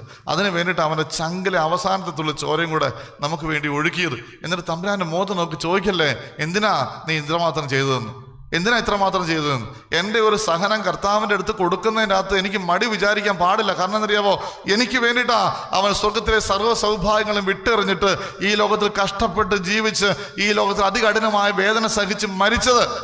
അതിനു വേണ്ടി മാത്രമാണ്, അല്ലാതെ വേറെ യാതൊരു ഉദ്ദേശവുമില്ല. എന്നെ രക്ഷിക്കാൻ വേണ്ടി മാത്രമാണ്, എന്നെ രക്ഷിക്കാൻ വേണ്ടി മാത്രമാണ്. എൻ്റെ പ്രിയപ്പെട്ടവരെ, നമ്മൾ ഇന്ന് ഈ ദുഃഖവെള്ളി ആചരണം നടത്തുമ്പോൾ, ഇന്നലെ പെസഹ ആചരണം കഴിഞ്ഞ് ഈ സമയം വരെയുള്ള സമയം മുഴുവൻ നമ്മൾ ഉപവാസം എടുത്ത് പ്രാർത്ഥിക്കുന്നത് ഇതെന്തിനു വേണ്ടെന്നറിയാവോ? എൻ്റെയും ഈ ലോകത്തിലെ പാപികളുടെയും രക്ഷയ്ക്ക് വേണ്ടി ഈശോയുടെ പീഡാസഹനത്തോട് ചേർത്ത് വെക്കാനായിട്ടാണ്. ആ പീഡാസഹനത്തോട് നമ്മളത് ചേർത്ത് വെക്കുന്നില്ലെങ്കിൽ, കർത്താവ് നമുക്ക് വേണ്ടി പീഡ സഹിച്ച് ഒരുക്കി തന്ന രക്ഷ നമ്മൾ സ്വന്തമാക്കുന്നില്ലെങ്കിൽ, നമ്മൾ കുമ്പസാരിക്കുന്നില്ലെങ്കിൽ, ഈ രക്ഷ സ്വന്തമാക്കാനുള്ള വേദിയാണ് കുമ്പസാരം. കുമ്പസാരിക്കുന്നില്ലെങ്കിൽ, കുർബാനയ്ക്ക് പോകാൻ നമുക്ക് മടിയാണെങ്കിൽ, എൻ്റെ പ്രിയപ്പെട്ടവരെ, തമ്പുരാൻ കർത്താവിനെ തല്ലാൻ വേണ്ടി വിട്ടുകൊടുത്തിട്ട് നമ്മൾ തീ കായുന്നവരുടെ കൂട്ടത്തിൽ പോയിരിക്കുക. കർത്താവിനെ കൊന്നതിൻ്റെ കൂട്ടത്തിൽ ഒത്തിരി ടൈപ്പ് ആൾക്കാരുണ്ടായിരുന്നു. കർത്താവിൻ്റെ കൂടെ വേദനയിൽ പങ്കുചേർന്ന സ്ത്രീകളുണ്ട്. കർത്താവിൻ്റെ അവിടെ വന്ന് ഇരുന്നിട്ട് കാഴ്ചക്കാരായിട്ട് നിന്നവരുണ്ട്. കർത്താവിനെ പീഡിപ്പിച്ചവരുണ്ട്. ഇതിലേത് കൂട്ടത്തിൽ വേണമെങ്കിലും നമുക്ക് നിൽക്കാം, ഏത് കൂട്ടത്തിൽ വേണമെങ്കിലും നമുക്ക് നിൽക്കാം. നമ്മൾ ഇന്ന് സഹിക്കുന്ന ഈ സഹനം, ഈ വേദന, ഈ പ്രശ്നങ്ങൾ, ഈ ആകുലതകൾ, നമ്മുടെ രോഗങ്ങൾ, പ്രശ്നങ്ങൾ, നമ്മൾ സ്വയം ഏറ്റെടുക്കുന്ന നോമ്പ്, ഉപവാസം, ഇതെല്ലാം കർത്താവിൻ്റെ പീഡാസഹനത്തോട് ചേർത്ത് കാഴ്ചവെച്ചാൽ ഇന്ന് ഈ ദിവസത്തിന് അർത്ഥമുണ്ട്. അതല്ല എങ്കിൽ നമ്മൾ കർത്താവിനെ കളിയാക്കുന്നവരായിട്ട് മാറും. എന്തിനാ തമ്പുരാനെ ഇമ്മാതിരി പരിപാടി കാണിച്ചത് എന്ന് ചോദിച്ച് നമ്മൾ നടക്കുന്നു വരും. നമ്മളൊരു മല കയറാൻ പോകുമ്പോൾ നമുക്കതൊരു മടിയാണെങ്കിൽ, ഈ വെയിലത്ത് ഇങ്ങനെ നടക്കുന്നത് ഒരു മടിയാണെങ്കിൽ, അതിനകത്തുനിന്ന് നമുക്കൊരു സഹനം ഏറ്റെടുക്കാനുള്ള ബുദ്ധിമുട്ട് അനുഭവപ്പെടുന്നുണ്ടെങ്കിൽ, എൻ്റെ പ്രിയപ്പെട്ടവരെ, കർത്താവിനെ സഹിക്കാൻ വേണ്ടി വിട്ടിട്ട് മാറി നിന്ന് തീ കായുന്നവരുടെ അടുക്കലാണ് നമ്മളെന്ന് ഓർക്കണം. ഈ ദിവസം ഏറെ സഹനങ്ങൾ ഏറ്റെടുക്കേണ്ട ദിവസമാണ്. ഈശോയുടെ പീഡാസഹനത്തോട് അത് കാഴ്ചവെക്കുകയും, ഞാൻ നിങ്ങളോട് ആദ്യം പറഞ്ഞില്ലേ, നമ്മൾ സഹിക്കുന്ന വേദനകളൊന്നും വെറുതെ ആയി പോവില്ല. നമ്മൾ സഹിക്കുന്ന വേദനകളൊന്നും വെറുതെ ആയിപ്പോലെ. ഇന്ന് കർത്താവ് കുരിശ് മരണം ഏറ്റെടുക്കുന്ന അതേ ദിവസത്തിന്റെ ഇഫക്റ്റിൽ തന്നെ കർത്താവിന് ബോധ്യപ്പെടുന്ന ഒരു കാര്യമാണ് നീ ഇന്ന് ഏറ്റെടുക്കുന്ന സഹനവും. കാരണം കർത്താവിൻ്റെ മുമ്പിൽ ഇന്നലെയും ഇന്നും നാളെയും 1000 വത്സരവും എല്ലാം ഒറ്റ ദിവസമാണ്. കർത്താവിൻ്റെ പീഡാസഹനം നടക്കുന്ന ദിവസവും നീ ഇന്ന് സഹിക്കുന്ന ഈ സഹനവും കർത്താവിന് മുന്നിൽ ഒറ്റ ദിവസം നടക്കുന്ന സംഭവമാണെന്ന് നമ്മൾ ഓർത്തിരിക്കണം. തമ്പുരാൻ്റെ മുമ്പിൽ ഏറ്റവും എളിമയോടെ, ഏറെ വിശ്വാസത്തോടുകൂടെ ഈ സഹനങ്ങൾ ഏറ്റെടുത്തുകൊണ്ട് കർത്താവ്